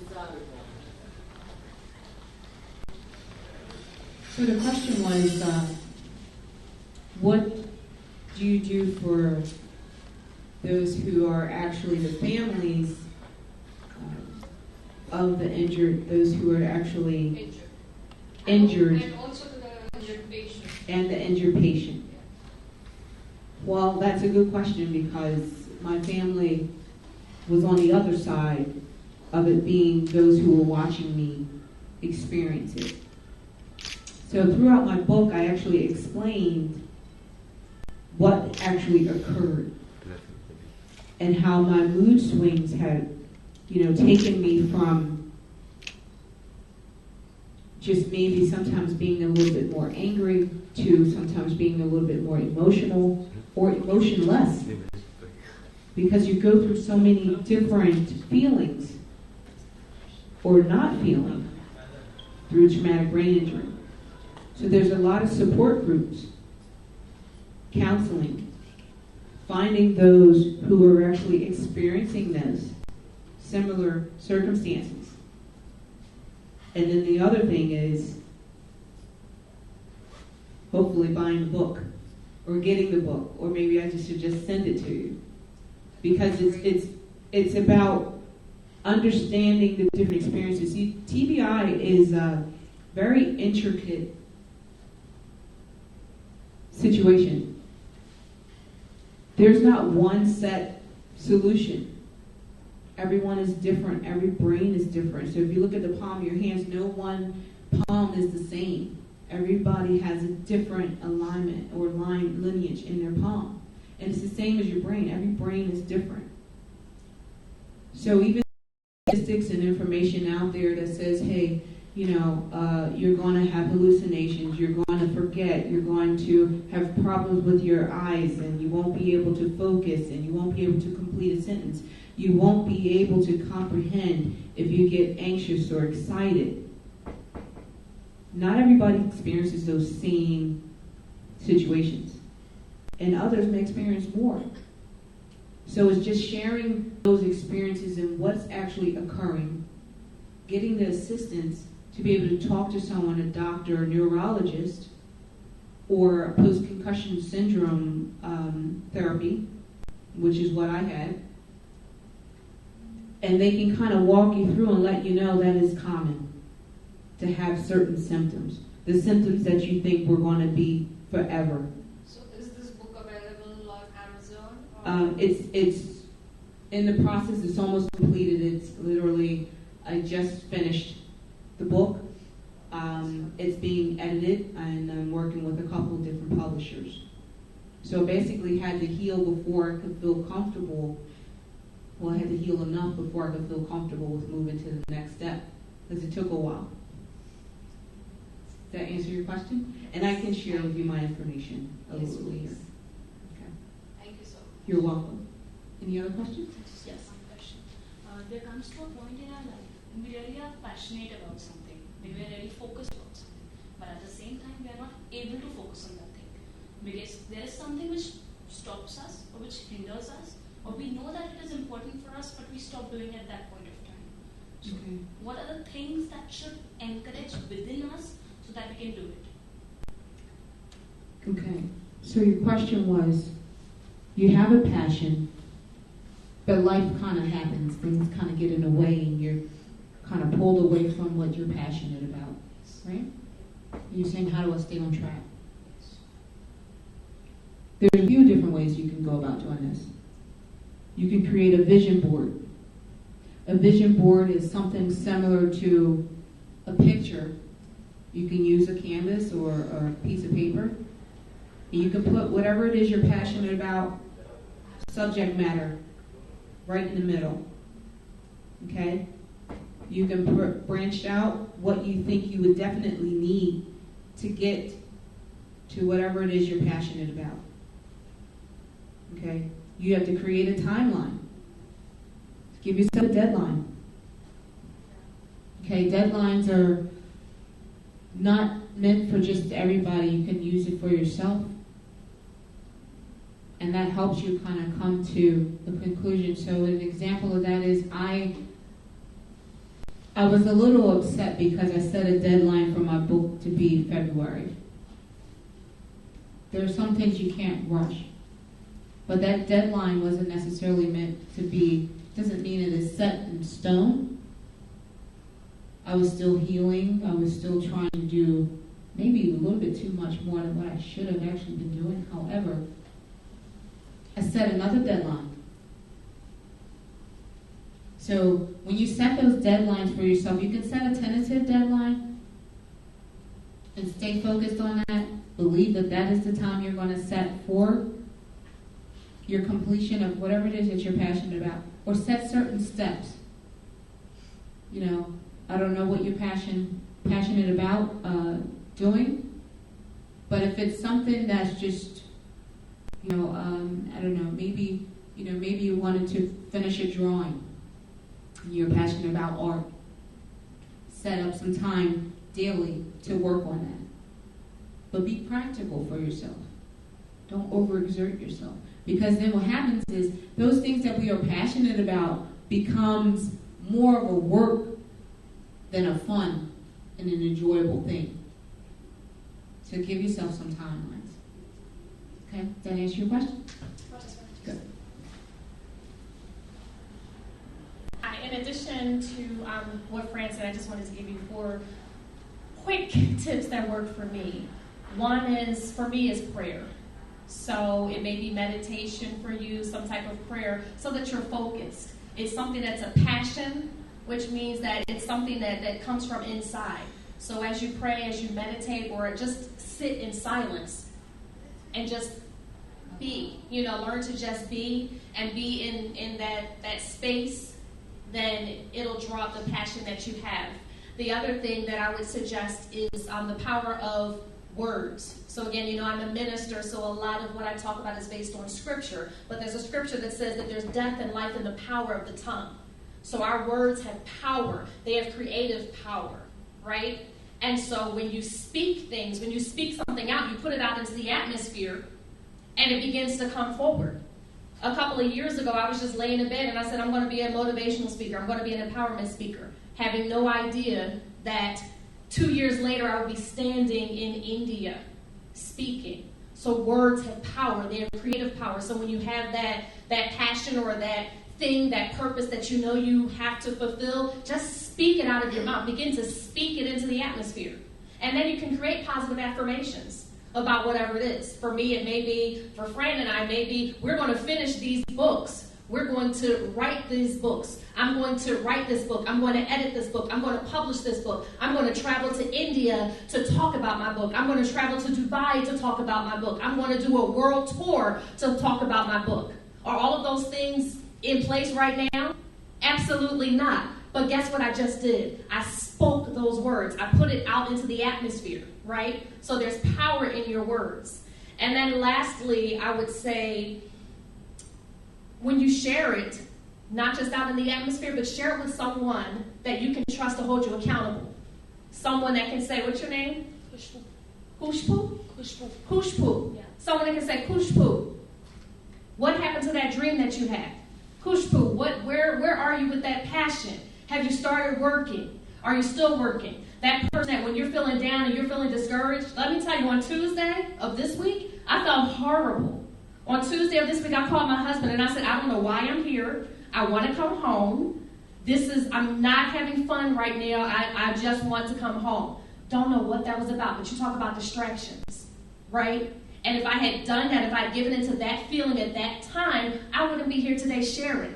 And I pray that I was a blessing to you. So if I had not walked in my purpose, then I wouldn't have been able to give and to pour into you. So you have to have somebody. So my husband said, what are you talking about? He sat on the phone with me and he prayed with me. He encouraged me. He told me to keep on going and keep on pushing. So you need cheerleaders on your side that are going to push you, that are going to hold you accountable, that are going to hold up your hands, that are going to strengthen you. And when you have all of those things around, coupled with the words that you speak out of your mouth, coupled with the time that you spend in prayer or meditation or just being quiet and just allowing the atmosphere just to minister to your spirit in that moment, those are the things that really push you. And those are the things that will allow you to see success. And take your time. Remember, Fran said her deadline was February.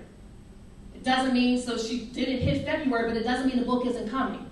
It's coming. We have to understand that things work out in the time that they should work out. So we set goals, but we have to be flexible, and we have to move with that. So be encouraged. Yes. Perfectly. It's a divine, sometimes it's a divine plan. Absolutely. Things do happen, but it's a divine plan. Absolutely. Do you have any other questions? All right, let's take some Thank you. pictures. Thank you very much. I appreciate your time. I appreciate you coming. Thank you. Can we just have a group picture? And if you don't mind, we'd love to get video of you just giving us some of your reaction to the talk once we're done.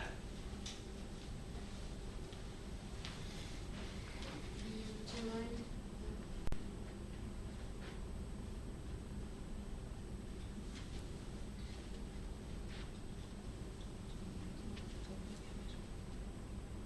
Thank you.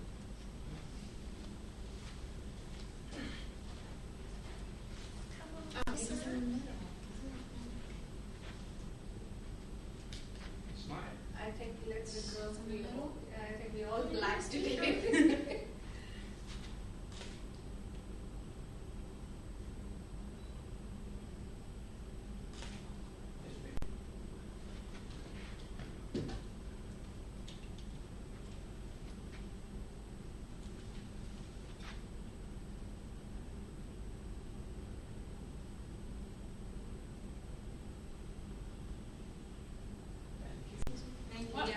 One more. Yes, one more from this. Two more. Yes. These are memories.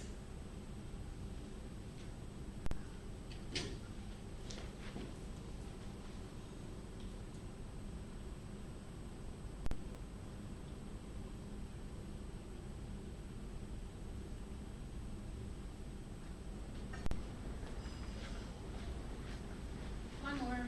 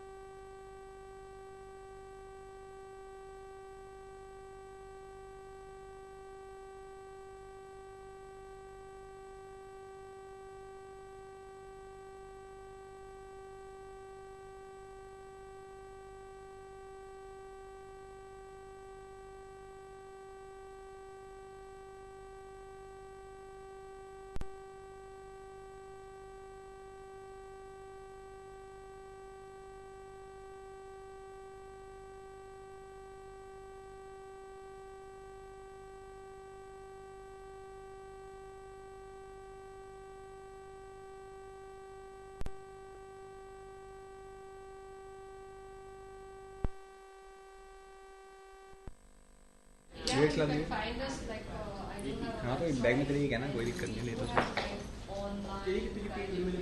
अरे मेरे को यहाँ से यहाँ तक चाहिए table तक यार just email me. I'll send some. ये मैं सेटिंग तो कर देता हूँ अभी आओ रहने दे रहने दे क्या रहने दे नहीं है तुम्हारे बस पता है मोनो है ये तो एक्स लाडू मोनो है ठंडे पड़ूंगा इसके में एक्स लाडू चाहिए मेरे को अरे मोनो लगेगी वहाँ पे अरे यही लगेगी उसी के यार स्पीकर तक जाएगी फालतू में तो और किसी में घुसाओगे आप पता उड़ी कैसे है कंट्रोलर नहीं है उसमें कोई भी सारी फट जानी है उड़ी अपने पास लेके नहीं आया तुम आर्ट तो लेके आया था अलग ये इसका साउंड देखना ये थोड़ा एको कर रहा था. हेलो हेलो एक्चुअली में ये कंट्रोल नहीं हो सकता नहीं इसको अगर चेक करो ना उसके अबे भाई ये वैसा है मैनुअली नहीं है मिक्सर नहीं है डब्बा ये तो कंट्रोल ना हो जाए चलो खुद दुखी इसलिए चक्कर में तो माइक ये लेके आ रहे हैं अब ये टाइम में बेटा तू उससे जाएगा कंट्रोल ली वीडियो उसमें नहीं कंट्रोल एक्सलेट को एक्स्ट्रा लगाओ ना फिर एक्सलेट को एक्स्ट्रा लगी माइक उस पर रख दूंगा बेस्ट आएगी वीडियो ठीक है मांग बाहर लेना उसमें मोनो घुसा रहा है अगला सेशन कितने स्टार्ट है 11 से 12 बजे 11 बजे 11 से 12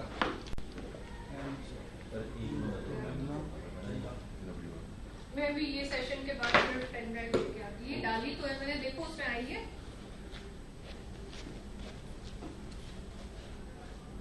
कोई बैग छोड़ गया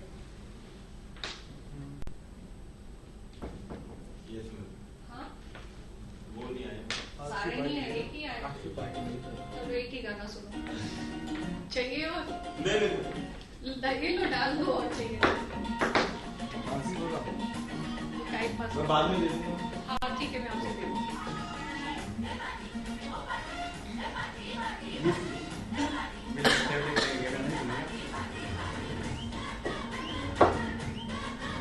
हेडफोन है तेरे पास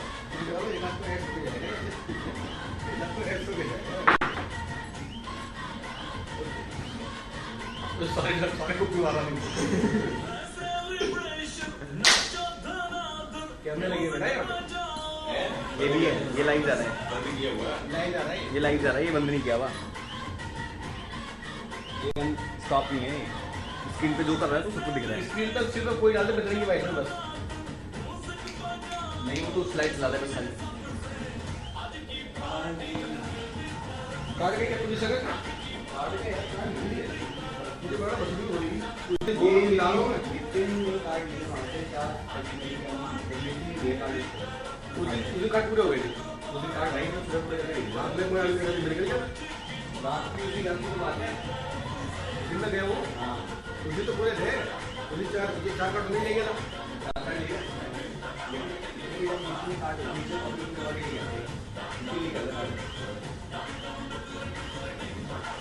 अब ये चाहिए नहीं चाहिए इसमें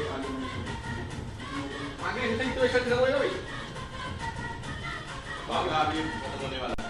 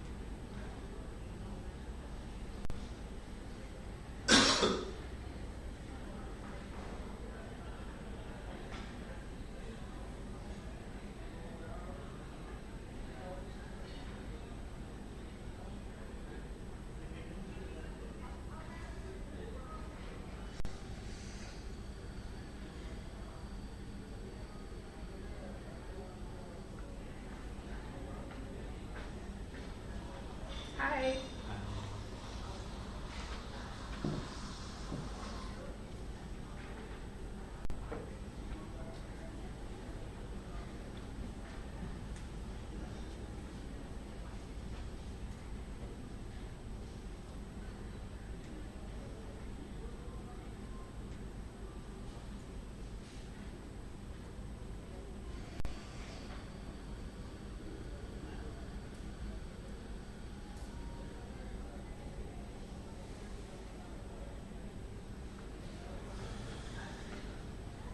Welcome. Thank you. So, our speaker for 11 o'clock? Yes. Yes. Okay. We're waiting for one more. I'm Angela. Okay. What's your name? I'm Rachna. Hi, Rich. Nice to meet you. Same here. And are you officiating for us? Yes. Good. Thank you. ये कौन handle कर रहा है Facebook का? आएगा या उसको बोलना मेरा प्लीज आज शाम का कर देगा। करोगे? नहीं करोगे? नहीं Welcome. Good morning. Morning. 11 o'clock session. Yes, please. Yes, you're a speaker, right? You're welcome. So I've just put the word to everyone to join us. Yeah. So do you have a presentation or anything? No, I'm it. Thank you. Okay. And You are the presentation. how about you? Ready? I'll just नहीं in the end. उधर देख लो उधर देख लो उधर I've खत्म got my points ready. Oh, that's amazing. उधर खत्म Because I want to talk about what we do in school. I run a school Yeah. for primary children. So we teach them these things right from that stage so that at least they know that there is something like this also in life. Where are you based? In India, in a small town called Allahabad, where you have the Mahakumbh Mela. You must have seen those. Yeah. The Kumbh. I'm not familiar with that, but the reason I ask is I worked in Bombay in October, and I met a man who runs 4 K-12 schools that are based in Transcendental Meditation around Bombay. That's why I asked the relation between Yeah, your so school what, and theirs. what I do is basically I use a lot of art, craft, music in इसका school screen लगा दो. and teach children those things so that they realize that okay, fine. If I'm not good at maths, I'm good at my art. Yeah? So that realization comes in.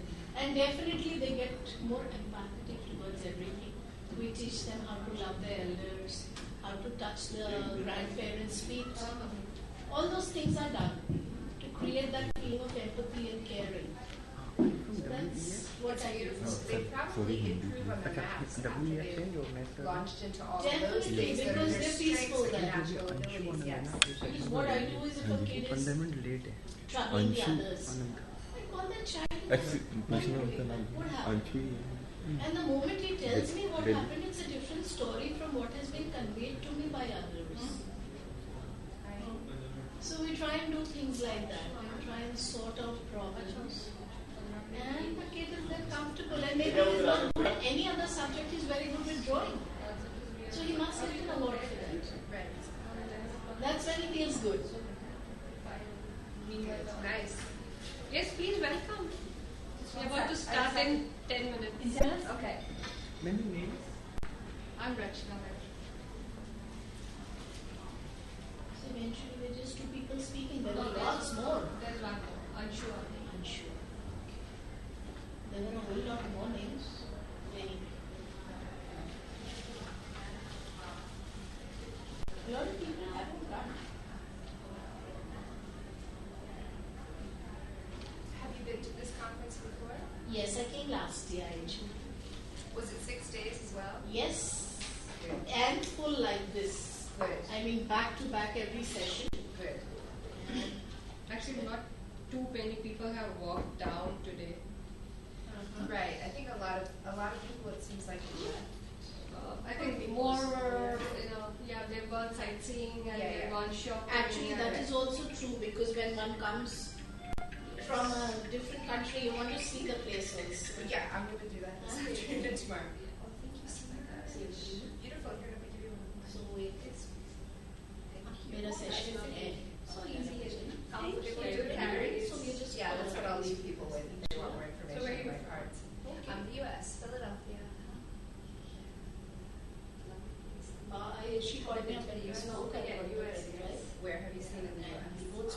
most of the places, like we've been to New York. No, I've taken that from my laptop also. Miami, Florida. South Beach. California. Where in California? My son is LA also. Doesn't matter. My son is in city there. My father used to be the director of medicine. She's gone. So we're going for his graduation in June now. Yeah. Then we're doing the Alaska cruise. Nice. I grew up in California. I was born in Seattle. My mom's still there. No, she's not with me. She's just still so I get to travel. One of my nieces is in Syracuse. Oh, my son's graduating from college in Ithaca about a year now. So what I did was She's graduating now. Mine's graduating next weekend. I get home from India and then I go there. Oh, that's lovely. Yeah. So we have similar things going on in our lives. Yeah. Are you going for the graduation? Yes. No, I'm not with my my sister-in-law's already gone. We are going like 10 days after. Right, because then you're going to your own son's. Combine everything together. Yeah. It's going to be a long holiday, like almost 1 month. Nice. Enjoy. Is it hard for you to go there with the time change? Like, how many days does it take you to get used to that? When we go there, not really, but when you get back, then you are really jet-lagged. We might as well help ourselves with the photography. Yes. Yeah, that's my experience. Is coming here is much harder. And just the time-wise. Just come a We need to little come forward. ahead. Yeah, Yeah, like on our faces. Yeah. I'm gonna have you do mine as well. just come a little forward. This is coming on your face. Yes. Thank you. Would you like to come a little inside? Okay. Which one is it? Yeah. Yeah. 2, 3 more.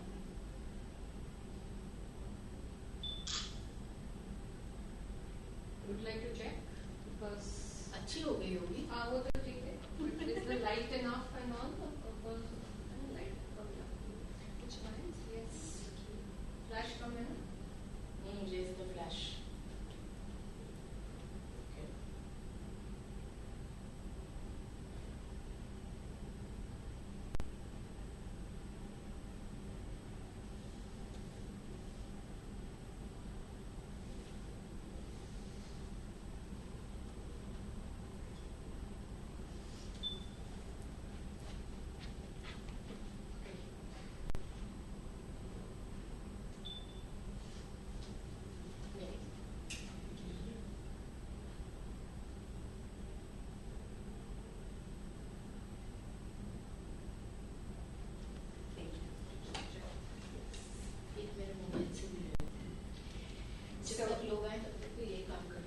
I appreciate hearing that you experience that too.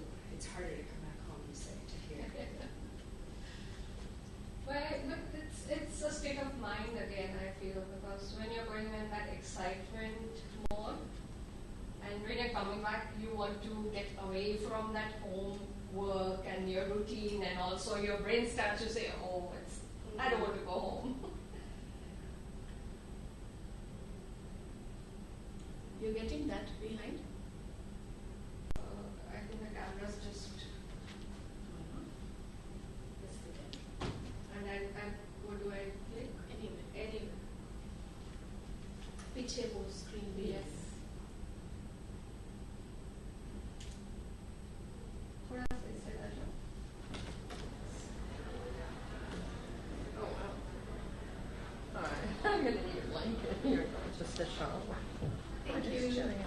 Welcome. Good morning. Good morning. Good morning. Welcome. We said we went on. Thank you. I was late, Danielle, to yours yesterday because in my mind you were speaking upstairs. So I'm sorry I came in late, but I was glad I caught the tail end. Okay. I'm talking today. Yeah, my panel talk was supposed to be at 11 and they moved it to 6. When? So Yesterday. talking about how your past someone beliefs had affect your future. some kind I of talk about how, where these beliefs minister, are somebody held, like that. and helps Minister of people to Education. Could be understand there what in the morning, so they switched ours out to 6. So. How did it go? Good. I think it went well. I mean, they put me on a panel for driving your Welcome future back. through innovation We are actually getting upstairs. Did you leave your bag here? Right. I left it at the counter. So where Neha is sitting, the registration, just here out where not here, where the two ladies are sitting just down the stairs. I left it there. All the information, Thank you. all the Yeah. diseases, all the data that's being done, all the research that's being done. Maybe we would find cures and treatments quicker if there was more sharing of information instead of just everybody working in their silos trying to protect their own information. Yeah, you make a good School. point. Yeah, I think it's. We can research it. I'm trying, but I don't see how it works. No, I don't think so.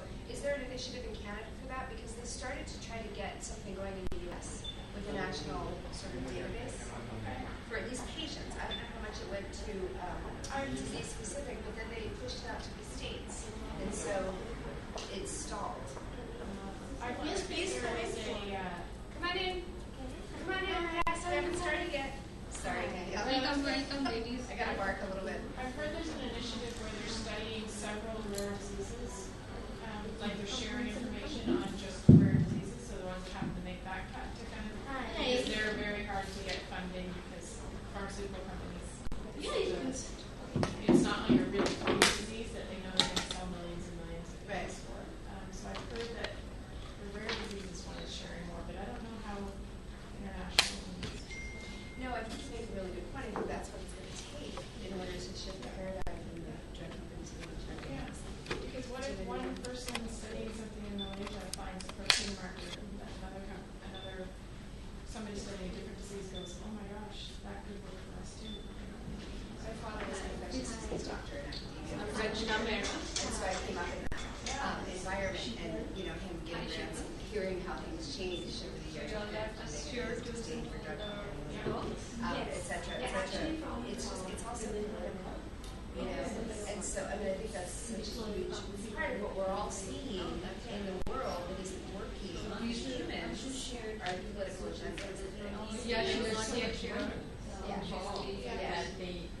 Somebody else will get research. And if you look at the amount of money that goes to, and I'm nothing obviously against breast cancer research, but if you look at the amount of money going into something like breast cancer research fundraising versus some of the other diseases, it's astronomical. It just feels really disparate. Yeah. Well, and there was a big blowout on the Susan G. Komen Foundation, right, and some others too, where they collect all of this money and actually a very small percentage goes to research. To the salaries. Which is good to go to salaries, but I just think it's time for people to look more deeply at all of that. I agree. I think there's definitely work to do. Because I think there's a documentary called Pink Washing about all the stuff that you can buy now that's paying to support breast cancer, but how much of that is really going? Well, and I have quite a number of friends that have gone through breast cancer, and a couple of them that it wasn't really breast cancer, but they were trying. There's a third speech. Physicians tried to tell the process that it was breast cancer, and it wasn't. There's such realities. Saying ductal cell carcinoma in situ, it's like basically fibrous cysts in your ducts, milk ducts. Trying to tell them that it's cancer in Delaware, and then they go to University of Pennsylvania, and they're like, you don't have cancer. Why did this person tell you you have cancer? I used to work in healthcare until 4 years ago. I assessed patients to go to nursing homes, so I looked at all different disease states and assessed patients to go to rehab centers, kind of saw what medicine's like on the inside. Yeah, that's a good talking point. I'm sorry I missed it. I spoke at 5:45. Yeah, and I was waking up afterwards. I'm looking forward to today. So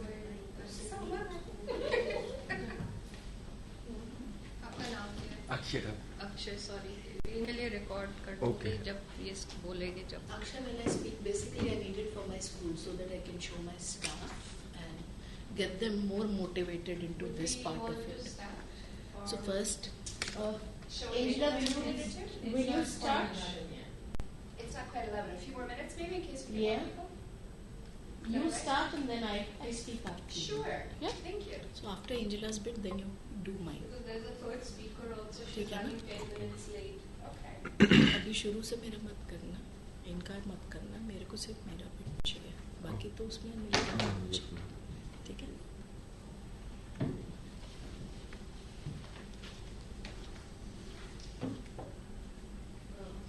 How much time will you take?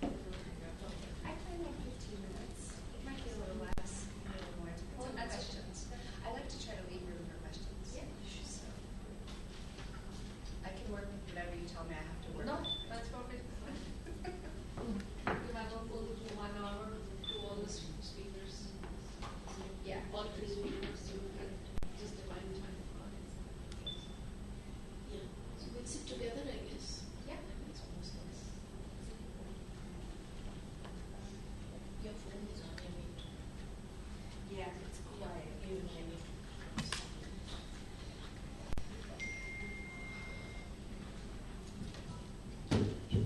I'll make one last sweep of right outside the door to see if anyone wants to. Of course.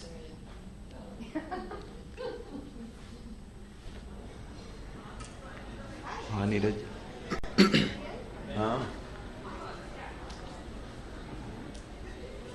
मैं भी मेरा दो में शुरू है करना यार ऐसा थोड़ी होता है यार वो नहीं तुम कहाँ पे हो घंटा ऊपर लग तो ये समझ रखा है क्या कह रहा हूँ क्या नंबर भी देख लेना 4 नंबर का भी कर दो रिकॉर्डिंग स्टार्ट करते जाओ घर की जगह ठेका ले और मेरा कैसे भी तेरो क्या से बोलो आप ही बोलो नहीं मेरा भी क्या number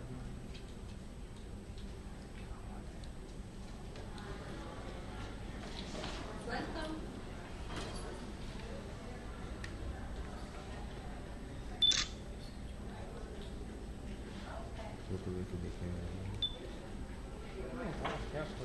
Please come ahead.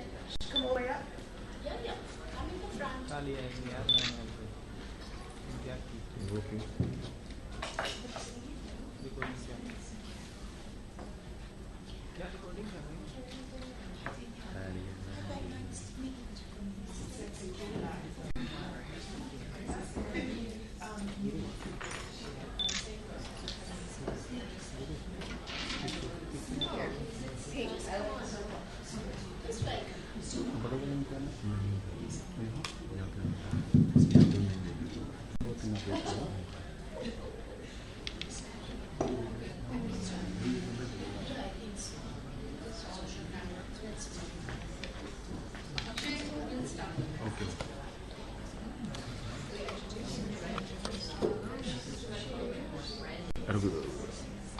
Yes. Good morning, beautiful ladies and gentlemen all over here. I hope you are having a wonderful day at the beginning of the early morning.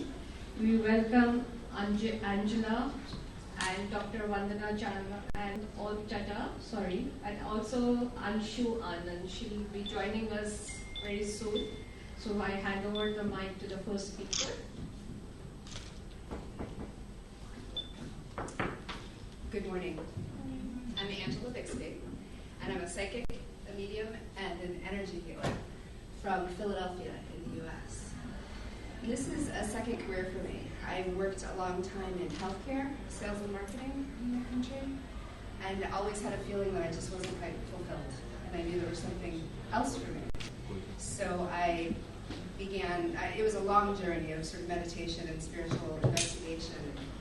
I went through an awakening, found myself in psychic school in New York, and here I am, 6 years later. My passion is teaching people to connect to their intuition. You know, by virtue of all of us having a pineal gland in our brain, I believe that we're all psychic, we're all intuitive, and we all have access to these skills. At this time in brain research, they talk about our left brain being where analysis, linear thinking, math, science, etc. occurs. And our right brain is where intuition, emotion, things of that nature are happening, our creativity, the arts, etc. When we're in that creative flow, we're drawing on our right brain. And so I posit that the more that we live in tune with our right brain, or in balance with both hemispheres, really the more fulfilled life we'll have. And so whether you want to cultivate intuition, to be a psychic and do readings, or be able to read things in your own life, or really just to bring yourself peace and a feeling of balance, I find it to be very, very important for everyone. I call it a superpower. It's my favorite superpower. Yes? What about the left hand, right hand, if you're a lefty or your right brain and all that stuff? Does that make any difference? Well, sure. Are you left? I am a lefty. So you probably hang out more in your right brain. I do. So that's why I'm asking. Is that Sure. So you guys are in the minority. I think it's 5% of people are left brain, a low percentage. And so I believe that there are a lot of people that sort of naturally occurring in their right brain, and that's great. You've got a leg up on others who may or may not have tried to work in more of the left brain for yourself for balance. Yeah, absolutely. So there are a number of things that I could talk to you about brain, hemispheres development, etc., as well as psychic development. But what I like to do is teach people experientially. I want to leave you all with a few tools that you might be able to use and incorporate when you leave here. Sound good? Yes. Okay. So when I teach, and I call it psychic development and intuitive development, I use them interchangeably. So one of the most important things that I believe we need to do to listen to our intuition is to be grounded. We're a spirit in a human body, and our human body is the best divining rod that we have. And so the more grounded we are on this earth, the more we feel that we're in our body as opposed to up in here in our head with anxiety and thinking, etc., the easier it's going to be to listen to our intuition. Cultivating our intuition is really just an expanded listening. So when we meditate, when we ground, when we center, when we do things to calm ourselves down, it's to reduce the static that's going on in our brain more than anything else, so that we can hear our intuitive voice, whatever messaging might come through. So grounding is important, centering, and we'll go through a grounding exercise in a few minutes. I just want to run through a couple of basics for you to use when we're in these processes. So you want to ground, be centered. I'm going to always be asking questions. When we tap into our intuition, picture it as kind of a channel or hose or something, and the more open it is, the better we'll be able to hear our intuition. So if we are not asking questions, or we're in our left brain and doubting and analyzing and criticizing and lacking confidence about it, we're constricting that channel. So all of these things are meant to keep that channel open. So asking questions, remaining positive, keeping that open, curious state of, say, a child, before they're inundated with things in the world that tell them to do otherwise. Really kind of getting back to those states are the best ways to hear our intuition. Positive thinking, positive psychology, vibration, you're paying attention. If you speak vibration and listen to that, then keeping a higher vibration will keep you in a better place to hear your intuition. I'm just going to check my notes to make sure I'm not missing anything. Yes, ma'am, go ahead. So, in order to connect with your intuition, you have to meditate, correct? It's the most widely prescribed tool to increase our intuition, is meditation, absolutely. A lot of people, especially in America, don't necessarily know how to approach meditation, say they've tried it and they can't, they've got the monkey mind going. And so I encourage people to be in mindfulness practices. For you, sitting down meditating for a half an hour in a particular style, tradition may make sense. Many people doing the dishes, going for a walk, doing art, sort of getting out of their head and getting into some sort of flow works for meditation. Does that make sense? Okay. But yes, if you've been meditating and you're wanting to cultivate your intuition, more meditation can support that. What's more? Like more than a half an hour a day? No, it's the way that I encourage people to work is a lot of people believe that intuition and these psychic skills, we come by them passively. If they come to us, we must be special, I'm going to do something with them. I teach people to be directive. So go into meditation and set the intention that you want to have more messaging come through, that you want to be able to hear your intuition more. Does that make sense? Yes? My question is that somehow coincidentally I have been thinking a lot about sixth sense and intuition since the morning, since I woke up, because I had a dream which seemed like a subconscious talking to me just last night. It was. So don't say seems like, it was. Is. I would better it doesn't, because it wasn't a pleasant day. What I'm about to ask is how to know how to trust the intuition, because at times it can be right, at times it is wrong. At times it can be misleading. You picked up wrong maybe messages or yes. Sort of. So when how to decide whether to trust or not. Right. Thank you. Relevant question and point. So the biggest challenge as we develop intuitively is to sort out, first of all, intuition with our open eyes. That's a version of clairvoyance. So your dream was clairvoyance. When we're asleep, it's often the best time for spirits and psychic things to come through, because our ego is asleep, our guard is down, our left brain is not defending and questioning and all of that. So when you said to me, it seems like, and I corrected you, the biggest obstacle to this is a lack of confidence in what we're experiencing. our culture does not necessarily support us coming out of a dream saying, I know how I'm going to walk through this day today because of what I got in my dream, right? I mean, it's not very popular. So, could you explain a little bit about discriminating, as you just said, metaphoric versus literal versus another one or two categories? Because frankly, a fear which is not too distant, like too not metaphor in a sense of talking apples and oranges. It is perhaps that I am seeing fear, and I can see the people in it, but obviously the exact fear and the exact situational circumstantial things would not be as detailed as your real life. So if I'm fearing something for someone, it can be that that person is wrong, whereas I'm really fearing something else. So is that metaphoric or literal? I mean, if you could just distinguish those two things. So if you had a dream that you saw people that you knew get into a car, drive down the street, have an accident, a few of them died, and then you find out 3 hours later that that happened. Those same people got into that car, drove down either that street or A street, and had a bad accident. Maybe they died, maybe they didn't. I would say that's literal, right?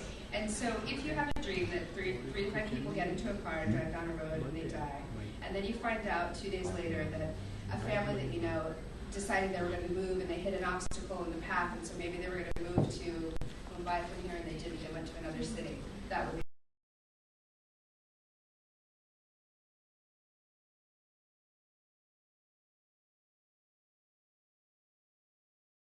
metaphor, right? So the metaphor can be that people are getting into a car to go through a transition in their life. So figuring out how we dream, how we intuit, how we vision, sort of what comes through to us is one of the wild parts, in that it's all very different. Closer? I love to talk, but I don't do well with microphones, so thank you. Better? Yeah. Okay. Did that answer? Great. And I like questions. When I teach, as I said, I like to teach experientially. I want the people in the room to get what they came for. We all are at different places with our intuition. We've all had very different experiences, so thank you for raising questions. I would like to share something. Sure. I used to see a dream where every time I was at the station and the train would go by and I would barely reach them. But the day I got into past life learning, I'm still a learner, I'm trying to go through my past lives and cure myself, that dream has stopped. So definitely there was a message there that there was something that I was missing out in my life. I need to do that. And every time the train would go away and I would reach the station just half a minute late. And that went on for years together. And I used to wonder, what kind of a train am I missing? It was a metaphor. Yeah, that's how it worked. Thank you. May I just add one small little thing here? You need to direct your dreams, that if it's a negative one, you direct your subconscious, because it's a subconscious past, whatever reality that has been created. So you give a suggestion to your brain that it's over and complete. Lucid dreaming. So I have learned my lessons, I move forward in life now. You have to really give that strong suggestion. And if it's a positive one, you magnify it 10-fold times and bring it forward into your life now. Right. Thank you for that segue. So another aspect is intention. Setting an intention will help drive your intuition in directions that will be purposeful for you. Thank you both, there are so many things that we could get into in here, but given that we just have a few minutes, I want to try to give us some basic foundational tools. So intention, whether it's in a dream state, intention for healing, whether it's past life regression, intention carries to all of these realms. So grounding, does everybody know what grounding means? Do you know what it means to feel grounded? Do you know the feeling of walking into a room, you're not sure what you're going to say, there are a lot of thoughts racing, you just sort of maybe feel a little bit spacey? So that's being ungrounded. If you're bumping into things, if you don't feel that you're walking straight, if you feel like you're encountering people that are in bad moods, all of those things are kind of indicative of not being very grounded. You need less to know what it means to not be grounded than that you need to know that there's a tool that can help you live more fully. So if ever you feel that state or any of these states that just don't quite feel normal for you, the best thing you can do is ground. There are a lot of ways to do it. Picture roots growing out of the bottom of your feet. Picture burying your feet in the sand if you like to be at the beach. Picture walking in nature. Go out and walk in nature, literally. Take your shoes off. Stand on the ground. You can, sort of consciously move the energy out of your head and push it down to your feet. You can picture whatever you like, seawater, positive energy, a color that you like, moving up through your feet and up through every part of your body. Any of those things will serve to ground you. And so if ever you're trying to make a decision and you just feel sort of frantic, grounding can really go a long way. And it's a way that we set ourselves up to tap into our intuition. So we ground, we center, we focus our energy in the center of our body, as opposed to up here. A lot of skills up here, but if this part isn't grounded, this isn't going to do us as much good. In yoga, we say root to rise. Yes. Root to what? Root to rise. Root to rise. That's supposed to ground you. Yeah, that's a good one. Yeah. And so even for some people, a simple word or mantra like that will get them grounded. Once you learn how you best ground, then you can give yourself just a little mantra to take yourself there quickly.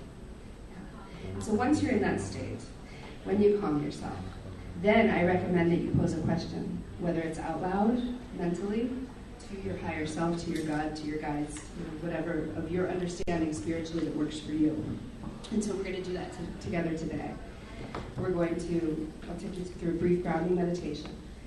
You'll ask a question mentally that you want some kind of insider solution on, and then we'll come out of it and see if you got that for yourself. Does that make sense? Okay. So grounding, open curiosity, staying out of doubt. So when you're in this state of meditation, or when you wake up out of a dream and you say, "Oh, I think this is what happened," one of the best things you can do is just own it and stand in it. It doesn't matter what anybody else thinks. It's for you. They're internal tools for you. So don't let yourself get caught in the left side of your brain. When you doubt and question, you're turning off your intuition. All right. So when we pose a question to our higher self, our guides, our God of our understanding, I recommend leaving it a little bit more open-ended, right? But not too open-ended. Sometimes if we ask a huge question, what's my soul's purpose? Your higher self, your God, might go, that's a big question. So answers might take longer to come. If you say, should I have, chicken or meat today, or for a meal, it's kind of not something your higher self is interested in answering. That's a human decision. So you want to be careful not to make it too small or limiting, and not to make it too big or vast. Right? So try to pick kind of somewhere in between. After today, as you move through this process, play with how open and closed your questions are when you're looking to elicit answers from your intuition. So if it seems like you're getting either too many answers or an answer that doesn't feel quite right, if your question is big and broad, tone it down a little bit. What's in my highest good as I walk through today? If I don't get any answers, how can I best be of service in the next hour? That might be a little bit honed down. Does that make sense? Okay. So everyone, write a question for yourself. You'll elicit an answer for it. You don't have to share it with anyone. And then you'll have that as your intention for the meditation that we'll get into.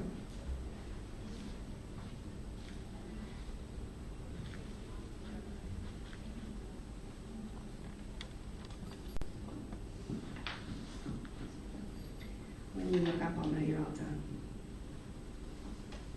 What kind of question is this? Something for you personally. It can be anything that serves you. How can I find where more? maybe I would want my intuition to guide me, something like that. Absolutely. So sometimes people want to understand a certain deity or spirit guide. So they may ask a question, very esoteric. Who are you? Introduce yourself to me. Some people may want to know about, is taking this job offer that I have in my highest good? Some people may want to know, is love in the cards for me, right? It's very personal, so there are no wrong answers.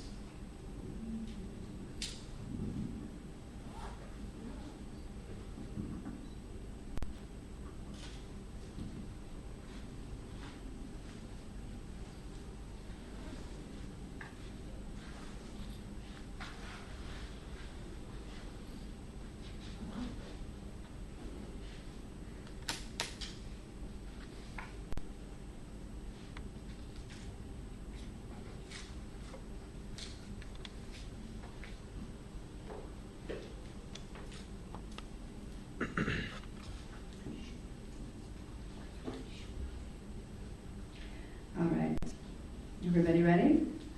So go ahead and get comfortable in your chair. Uncross your legs, uncross your arms. No one's looking at you except for me, and I'm not judging you, so please don't worry. Whatever you can do to get yourself feeling relaxed in your seat.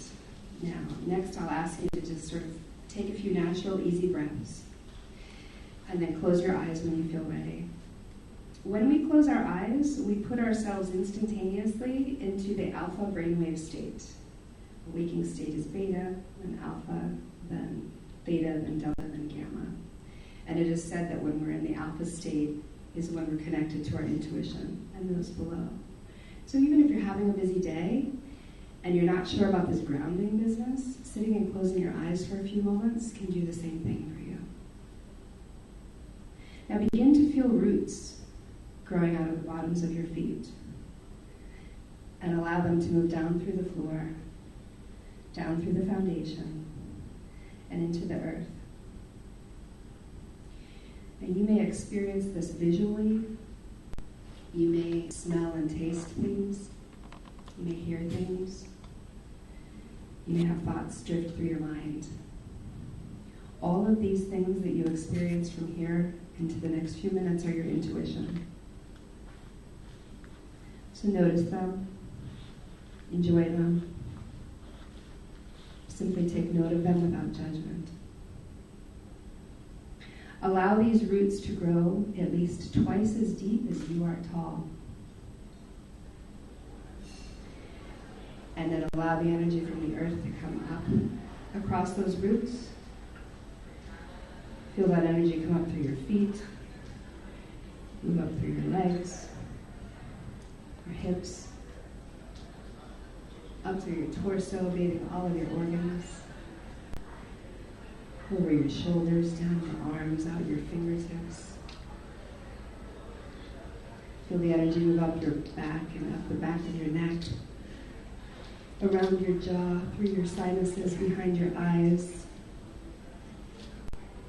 And as it makes its way out the top of your head, it relaxes your scalp just a bit more. On your next breath, welcome in the energy from the stars, heavens, celestial realms above, to sprinkle down into your crown chakra, top of your head. This energy will move down through your physical and energetic bodies, grounding you here between earth and sky, solidly, securely, with deep support from the whole earth. And now allow yourself to bring the question that you crafted into your knowing. It may run across your mind's eye like a ticker tape. It may be a flag on a balloon flying through the sky, plane. So go ahead and pose that mental question and allow yourself to receive answers as they may come.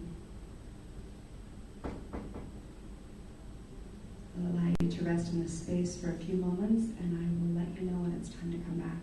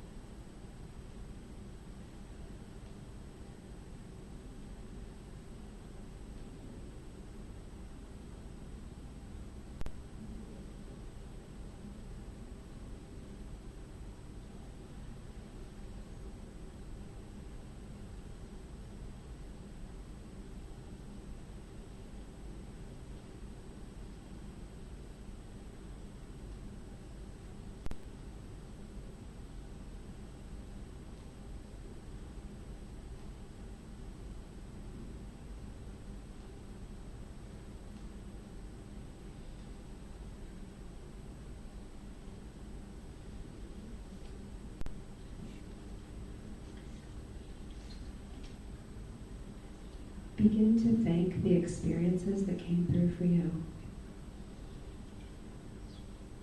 Allowing yourself to come back into your body. Wiggling your toes and fingers. Feeling yourself coming back into the room and opening your eyes when you feel ready.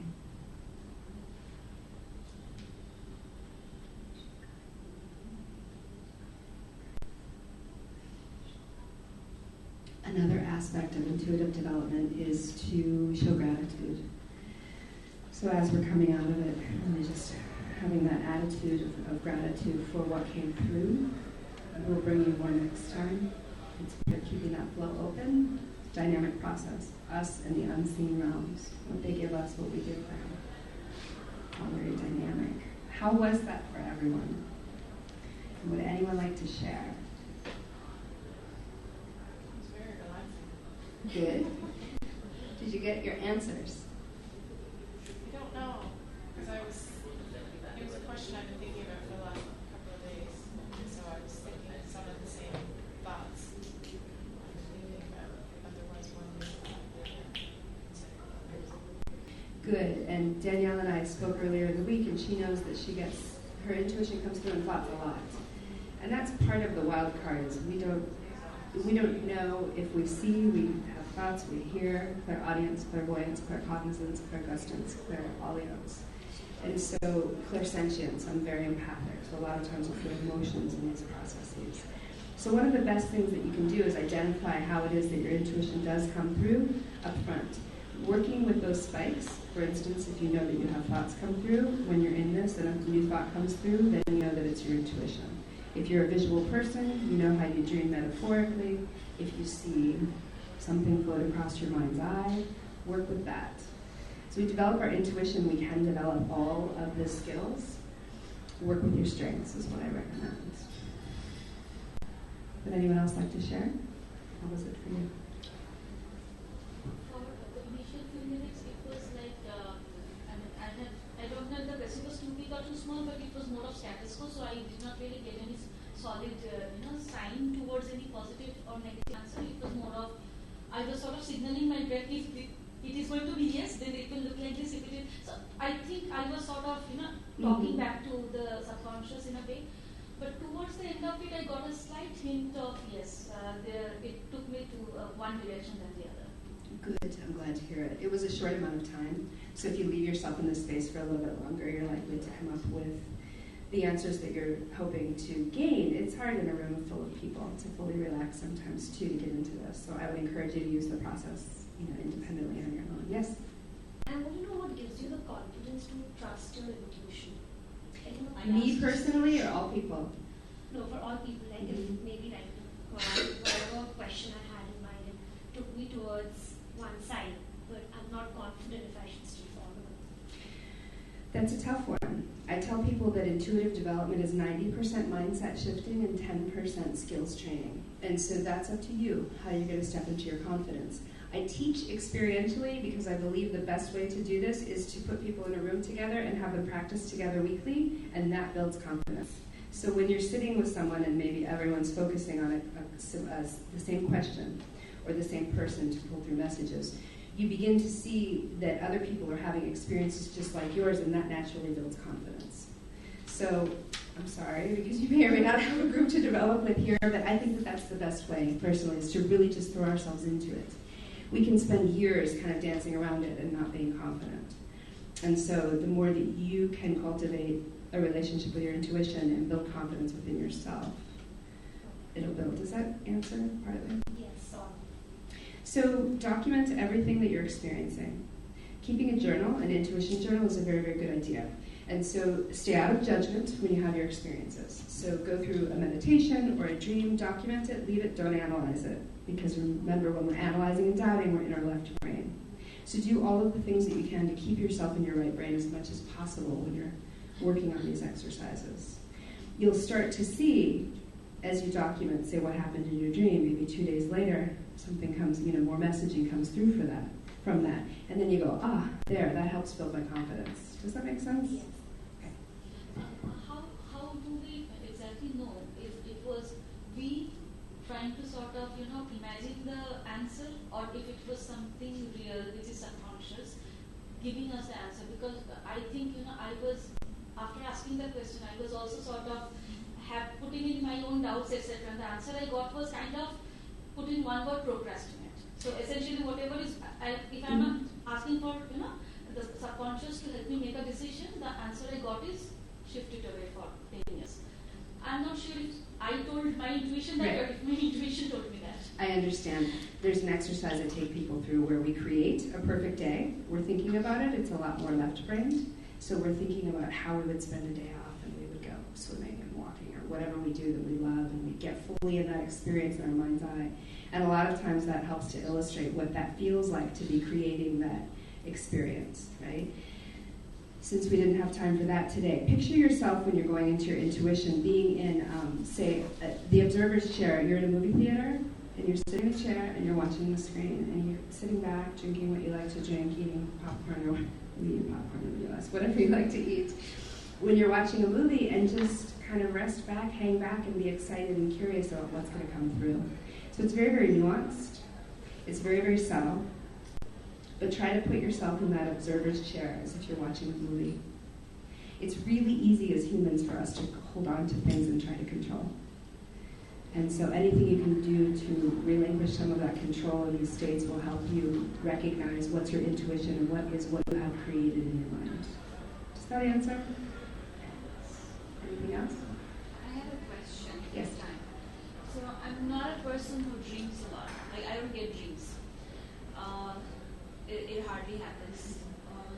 So I look for more of signs, that okay, I'm thinking of something and then this shows up. Oh, maybe it's a sign that I need to do this. But of late I try and not do that as, it's just something, and I should not look at it as it's a sign for me to take the next step. So does intuition have anything to do with signs that are there out in the world? Absolutely. Signs are messages from our intuition, our higher self. Absolutely.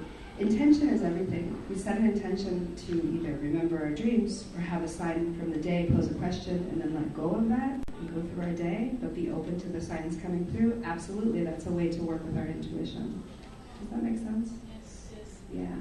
There are a lot of different ways to work with our intuition. I have cards. If anyone wants to be on my email list, I send out guided meditations, and I'm going to be doing free conference calls and things to teach more, if you're interested. Any more questions? I know we've got 2 other speakers. Yes? I used to work in the corporate world, where you always have to be very figures and everything. And I've been there. I decided to change lifestyle and create my own company. Now I'm a consultant, and I'm trying to do more into my, but still I have always this little, when this idea comes, and I know it's instinct, and I know it's right. You always have, because of training, I think, the little things that keeps telling that bad voice. Yes. No, it's not bad copy, not bad things, and sometimes I turn around and then realize the first idea was actually a good one. Right. Is there something more in terms of, I don't know. Clarifying your intuition. Yes, I'm going to give you guys a quick skill. I know I'm going over, I apologize, but this is important. So whether you use a pendulum to ask yes or no questions, or your body, I'd ask you all to stand up. I'm going to show you how to get yes and no questions, so that if you have an experience like you had, you can clarify, is this in my highest good? Is this in alignment with my business goals? All right, so stand up, please. And go ahead and just feel steady on your feet, however far apart, help you feel solid with your eyes closed. Okay? Remember, our body is our best dividing line. So once you feel solid on your feet, allowing your hands to hang down, close your eyes, and you're going to personally, mentally ask your body to show you what a yes answer is. Some people it might be a tilt, it might be a tingle somewhere, it's different for everyone. When you have your yes, please open your eyes.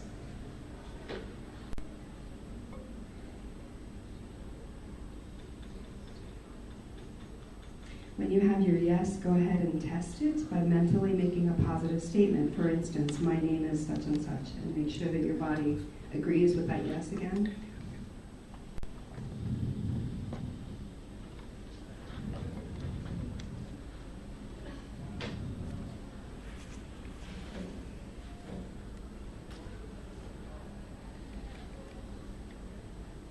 Has everyone had a yes? And if you haven't had a yes yet, move on to a no. as we move through the process, it may make more sense. And again, every once in a while, a few people may feel challenged being in a room with people. We're moving through it quickly. So try it again later at home. So now you want to go ahead and take a breath, close your eyes again, ask your body to show you a no answer.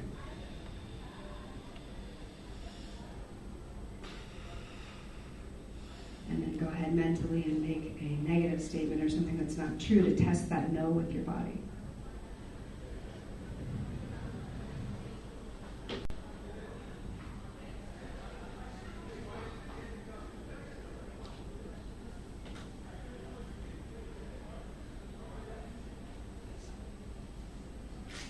And open your eyes when you're complete. From my body kind of leaning towards the yes. Yes. And leaning back that it's a no. Beautiful. Yeah, mine is forward for a yes and to the right for a no. It's different for everybody. Okay, and there are no wrong answers. The point is that often if we ask our bodies to show us what a yes or no is, they may know better than our mind, to the point of the body being the divining rod. I use this technique when I'm very emotionally close to something personally, to sort of check myself. Is this in my highest good? Otherwise, I know my ego's involved, and this one seems to take it out of the way. I got the same action for both yes and no, so I think it's more physiological. Yeah, so you'll get to work with that and hone that, for sure. It's called muscle testing. It's a form of kinesthesiology to really check with your body on what's right for you. So I hope that helps to your question of how to use your intuition in your business. And I will go ahead and pass out cards, and I've got to pass the mic. Thank you all very much. Can I add a small thing here for the muscle testing? That's a lovely way of muscle testing and kinesiology test. If your body moves opposite, is like you hydrate your body. Good point. Yeah, if your body is not hydrated with water, so the three ways of hydrating is you drink water and then do a muscle testing again, or you take a pinch of salt, that hydrates your body quickly. And also the third way of muscle testing is you rub your kidneys. And now your kidneys are not here, they are supposed to be here. So you just give a little soft massage, it hydrates your body, and then you muscle test it and you see the magic happen. So we pass on to Dr. Vandana for the next speaker. Good morning, everybody. I run a small school where I have children from 2.5-year-olds to standard class 5 children, which is about 10 years old. And I believe that the right brain needs to be developed from the child. So what we do in school is we have a lot of coloring, a lot of drawing, a lot of singing and dancing for the children to develop their right brain. Why? Because they need to relax. They need to also realize that they might not be very good with their maths or their English or other subjects, but these are the things where they do very well. So it sort of motivates them to move on in life. Also, it relaxes the child when he's coloring. He's not thinking any other thoughts besides his concentration on colors. So that is exactly what we do with the elders also. And this sort of helps the child do much better in the other subjects because his stress levels are lower. So I've been doing this in my school for the last 28 years. And it has got very good results. And I'm speaking from my experience with those small children, that the moment they come into school, they start singing and laughing and dancing because there's no stress there. They are happy to leave their moms and come to school, which is very, very important for a child to develop. Also, what happens is when we grow up, decision making at times is very difficult. We need our gut feeling. I would say the gut feeling is very close to our intuitive power. So we need to develop that. We need to pay attention to the gut feeling. And very often, when you go by your gut feeling, things go right. That's what I have seen in my business. That very often I feel, okay, this thing should work out. My gut says so, and I go by it. And when I overlook the gut feeling, there are problems.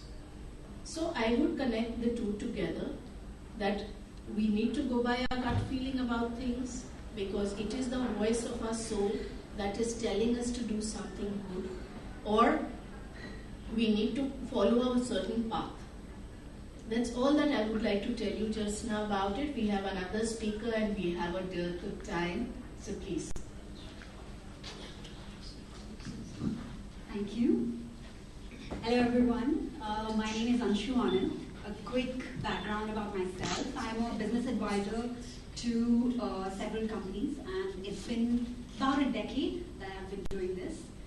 And I am one of those who has dropped out from college. I tried doing 2 different kinds of courses, but ultimately I am in a position where, by God's grace, I am able to advise the people who have passed successfully from Ivy League colleges like Harvard, Wharton, to even the top colleges in India like IIT, MDI.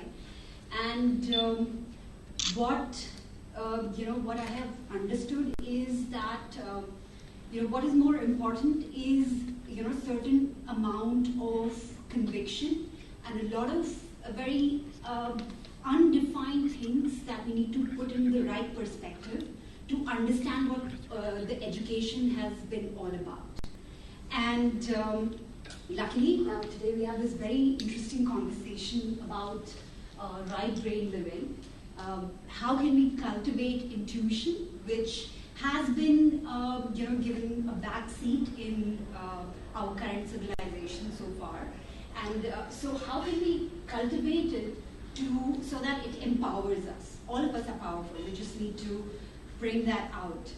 And so I'm going to just go through the basics so that because I feel getting a good understanding of the basics is very important before you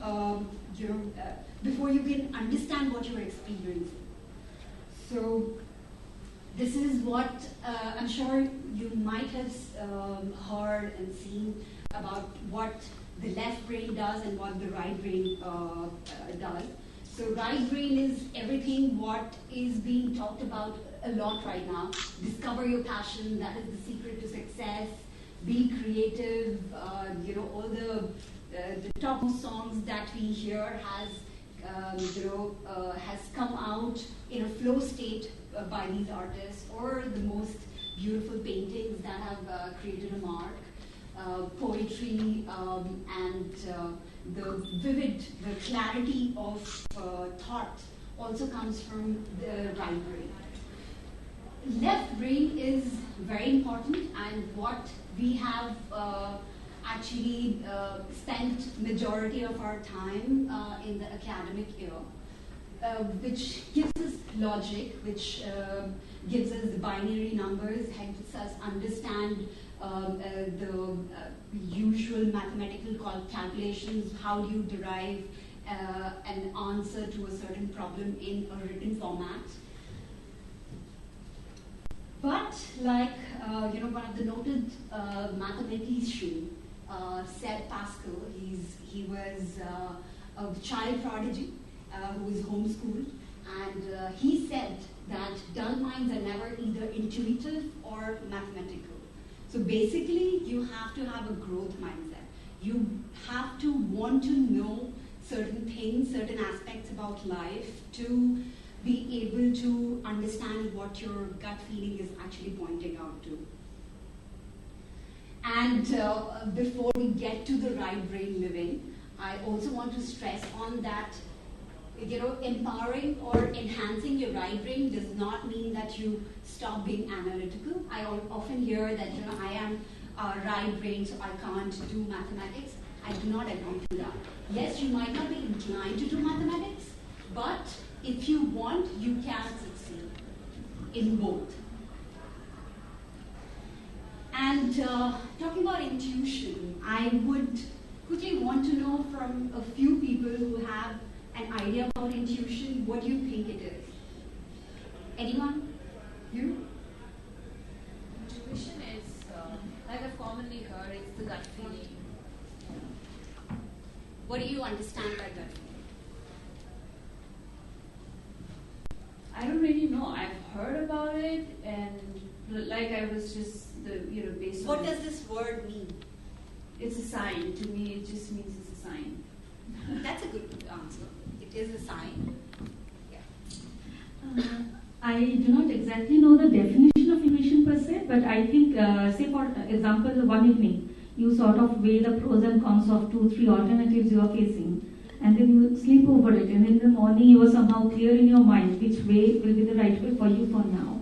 So I think that is intuition. And the other thing is, I do not know if it is a skill or something, but I find myself to be able to more rightly than wrongly predict, this person is saying this but perhaps not meaning this, and it would turn out in few weeks, few months, few years time that yes, the intention was somewhat what I thought it is and not what it showed at that point in time. So I don't know what is the science behind it though. Thank you. Yes, it's more instinctive because you actually feel that it's that they can record it. It's instinctive when you actually feel it's the truth and you knew about it. That's true. It is instinct, and what are instincts based on? That is what all of us wonder. And when she was talking about intuition, I heard people are like, how do I know what is it? What is the kind of messages that we are getting? So what we've been taught about very clearly are the 5 physical senses, which helps us see, hear, touch, taste, and smell. But what is actually helping you make the decision is something which is at the back of your mind, something which is not perceived by physical senses. And it is about, actually understanding what is that mechanism that your mind is tapping into to help you make daily decisions, which is about whether to go to a city or not, or go to a cafe or not, or maybe whether to talk to somebody or not. Where is that basic everyday decision making happening? And I really like this quote by Robin Williams, where in this movie called Dead Poets Society, where he says we don't read and write poetry because it's cute. We read and write poetry because we are members of the human race. And human race is filled with passion. Medicine, law, business, engineering, these are noble pursuits and very important to sustain life. But poetry, beauty, romance, love, these are what we stay alive for. And this is something which is not whimsical, but this is a fact of life, and we start embracing it as we go to the more advanced stages of our life. And the important point is that we have to understand that this aspect, which is beauty, romance, love, this is what is actually guiding you to make decisions. And these are the aspects that need to be equally given importance to on a daily life. You have to start thinking how to nurture it. This is what will give you clarity in the long run about your instincts. And like Steven Spielberg said, that sometimes dreams always whispers, it never shouts. Very hard to hear, so you have to, every day of your lives, be ready to hear what whispers in your ear. And if somebody is whispering around you, what would you do? You would have to be quiet, to listen to somebody who's whispering. And this is basically a very fundamental crux of listening to intuition. You have to be quiet, because it will be whispering, and it might be whispering in the most bizarre moment of your time. But you have to be willing to listen. And I just jotted down some basic things that you could practice to if you want to enhance the intuitive sense. Which the number one is write a journal. Doesn't matter if even if it is scribbling in a handwriting which you can't read. If just write it down, and just empty your heart out. and meditate. Stillness is the key, like we said before, to hear somebody. So, try to meditate, even if, your thoughts might give you a lot of noise in the beginning, but ultimately, like the muddy water settles itself down, that is how our mind is. Let your thoughts just keep coming, and ultimately there will be a point when you're sitting still, your mind will be quiet, and that is the key to get to have that awareness, which will give you intuitive power. And if you still feel that you're not in a state to meditate, but you do want to get some answers, a very interesting thing to do is do something repetitive. It could be like just chopping vegetables, or just stapling papers, or knitting. Do something which makes your brain in a way shut down, and you are so engrossed in the art of doing something that you're not thinking anymore. It's just happening mechanically. And another very important, sweat it out. Whether you do yoga, you play some sport, or you run, or you take a walk, the best for me is to take a walk around the jungles or a park, because the energy of the plants around is it's so nourishing. It's like food for the soul and for the subconscious mind. And notice your body's reactions, like she very well demonstrated with an experiment. Notice what your body is trying to tell you when even when you fall sick. Get the medication, get yourself treated. But also try to understand what could be the reason, apart from the physical symptoms, which are causing you to be sick, or which are causing you to be very ecstatic about something. So get to the bottom of your feelings. Where is it originating from? Why is it happening? And what can you do to avoid or to bring more of those feelings in your life? Go on a solitary retreat where you can where you do not need to look at the time, where you do not need to put a mask to hide your emotions, where you can be completely free. You can be so free that you probably just would be a completely different person. And get creative. Whether you are an artist or a musician or a dancer or not. Or love cooking. Sorry? Or love cooking. Or love cooking, yes. That could also be. Absolutely. Just whether you identify yourself as an artist or not, but get your hands dirty with colors. Just put on loud music and get dancing, and all by yourself. Just get to a state which is called the flow state. Very well put, because when you are in that flow state, and it is also a different art to hack flow state, that it gives your mind a very free platform for all the ideas to pour. It will not happen immediately. It will not happen while you're dancing, and you shouldn't even try to. But eventually, you will see with these practices that the back of your mind, which has been sleeping for a while, it will be able to talk to you, and you will be able to listen to it. So yeah, that's it for today. Any questions? Thank you. I would like to add one thing to yes.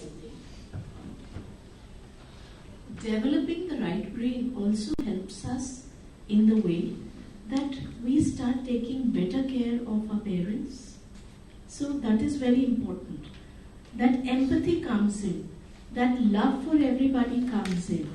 So that is very, very important. Besides intuition, we need to have the softer qualities to love everyone around us. And the right brain development definitely helps.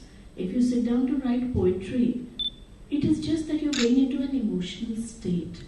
And that emotional state guides you to be emotional with everybody and somehow have that awareness of other people's struggles and try and help them. Correct? Absolutely. Empathy is the key. Empathy is very important. Yeah, where you can actually, cry for somebody else's suffering. This has actually been also one of the, I think, the tricks of the enlightened masters or the most successful people. They have been where, social entrepreneurship also comes from, that school of thought. Because it moves people, certain people, so much that you want to just die for it. You want to do something to solve that issue. And that has so much of strength that we shouldn't ignore it. May I add something to that? Yeah, sure. Really, our emotions are one of the ways that our intuition rides in. And so when we're having strong emotions, stop and ask those questions, ground and ask those questions, what is this about? Because often it's that higher vibrational state that's coming through our physical emotions. And so our emotions are very important for us to pay attention to, as these ladies are saying. What I try and do is take children to the old age homes. From my school, I take groups of children, show them, and then teach them that you need to look after the aged. So when they go home, we tell them that you must touch your grandparents' feet, you must wake up in the morning and wish them, and somehow make them close to the grandparents so that the caring comes in. Any questions? So, talking about emotions and emotional well-being, I myself walked a little long path before I could achieve that, kind of training where I would try to be equanimous, to be able to balance my emotions and not suffer too much out of them. And at the same time, this again asks you to sort of feel the emotions in its full blast, so that you obviously flow. And me being a writer, I do also understand the need of, these are human experiences. You cannot stop yourself from feeling sadness, because at least for me, my occupation needs it, for me to feel the finer emotions. But for avoiding suffering, I also understand that I need to just watch them dispassionately and sort of, stay away from letting myself go, down with it. So, what are your thoughts around balancing that equanimity versus, feeling the passion to the extent of suffering? After a certain stage, I feel you need to do what Anshu said: dance to music, let yourself go. Those are tools, but those are tools. Start crying if you want to cry. Yes. Let it go. There is nothing wrong. There are no suffering. rules to it. There are no rules. It's just letting all that pent-up emotion come out. You've helped somebody, you're feeling for that person. That's okay, you can cry. How does it matter? What do you have to say, Chadha? Often, when we're experiencing these emotions, they may not be ours. And so remember asking questions and grounding when you're in one of these extreme emotional expression states. And say mentally, is this mine or not? If it's not mine, send it back to where it came from. Because as we grow our intuition, we often pick up things from other people and we'll sort of channel things for other people. So ask questions so that you don't drive yourself crazy and think that you're emotional all the time. Try not to judge it or hold on to it. I feel that, because I can totally understand, I write a lot. And sometimes you get so involved in it that you're literally living your emotion. And yes, you have to start understanding and practicing detachment and start being an observer of your own thoughts. That might sound very cliche and quite unattainable, but if you have that thought in mind, eventually you will be able to lead up to that. And even while you are not able to achieve that, don't stress over the fact that you are upset. Let yourself be upset. Let yourself cry and if for me, I like to retreat. If I'm not in that right state of frame of mind. So I think it works very well because when I am out, finally, I am I think a notch above myself. So there is nothing wrong with suffering or crying. Just let it all out. Anyone else?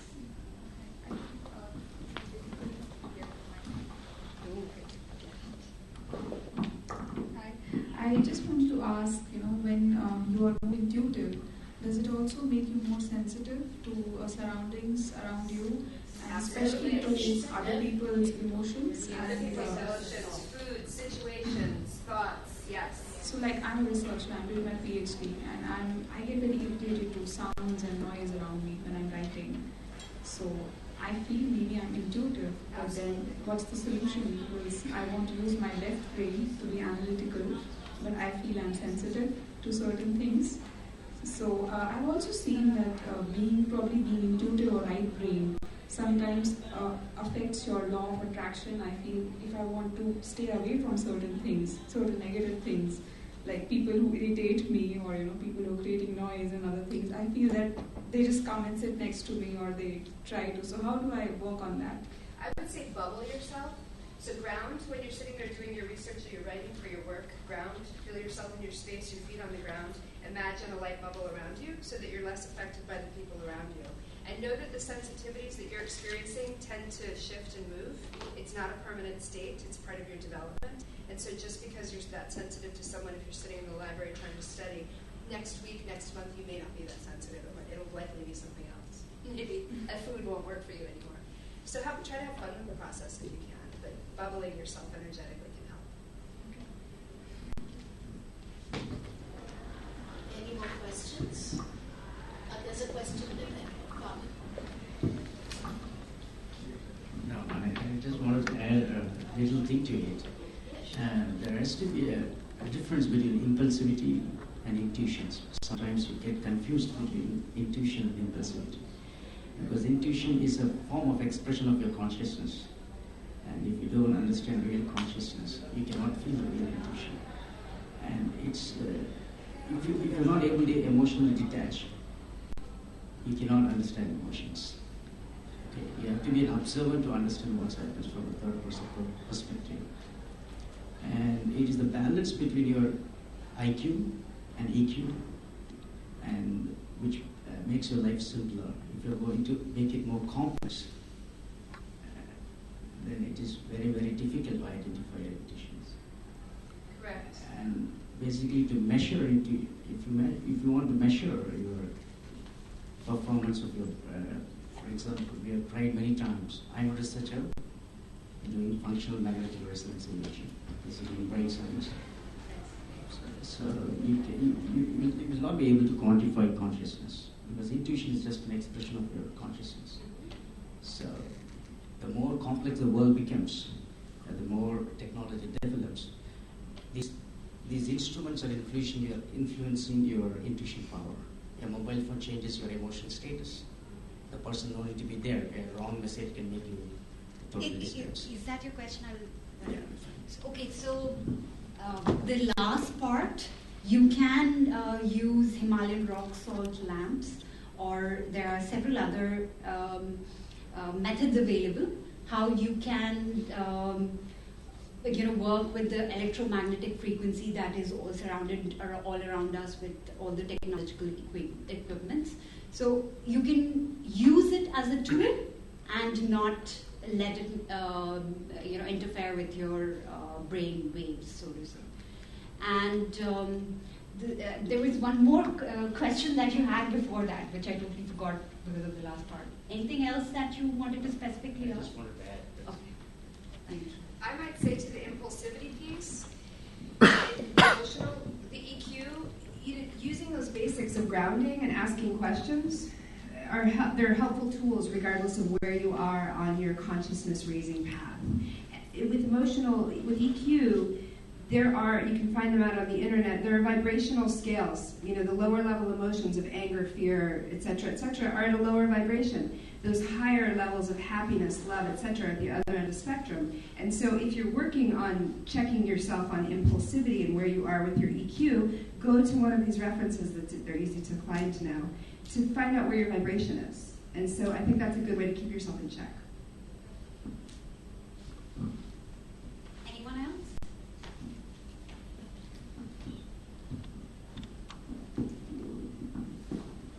So sometimes you're so fearful of something that starts manifesting in your environment in negative ways.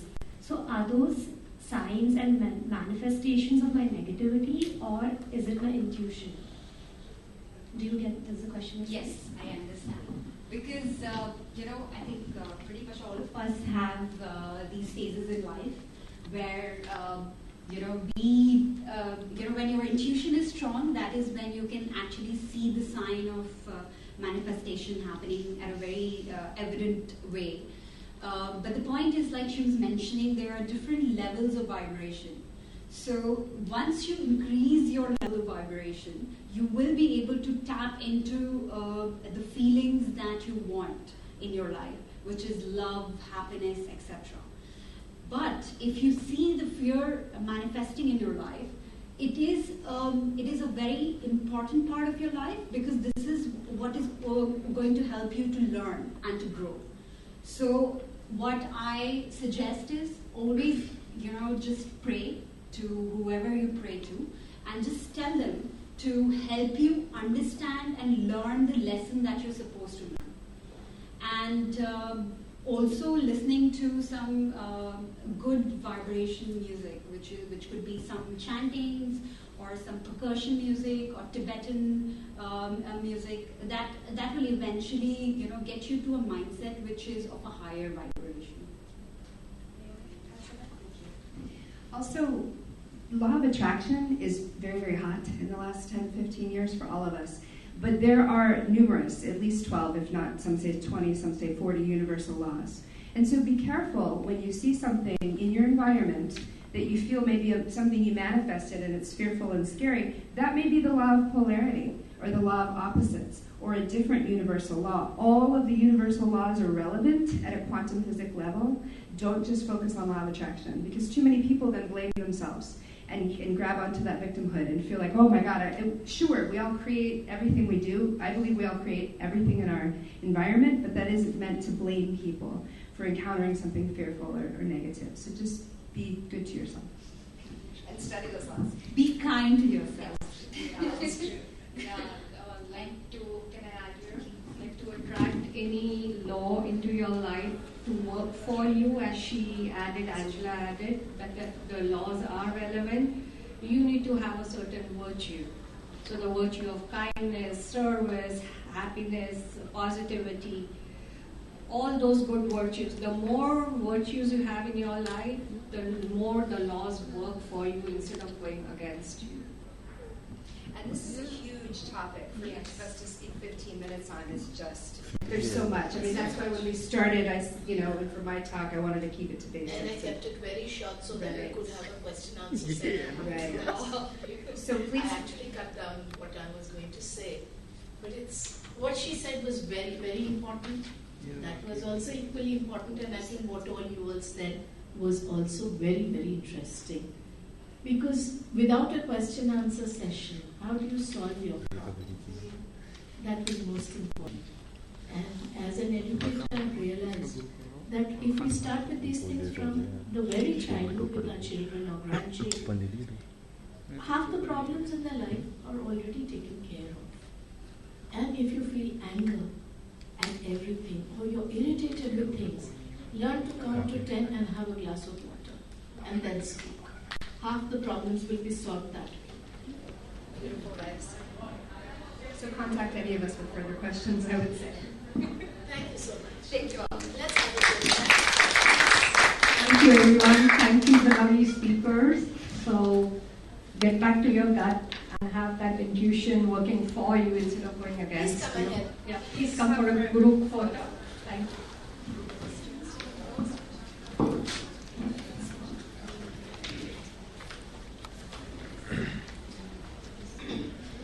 Please come ahead. Come, join. Could you take a picture for my phone?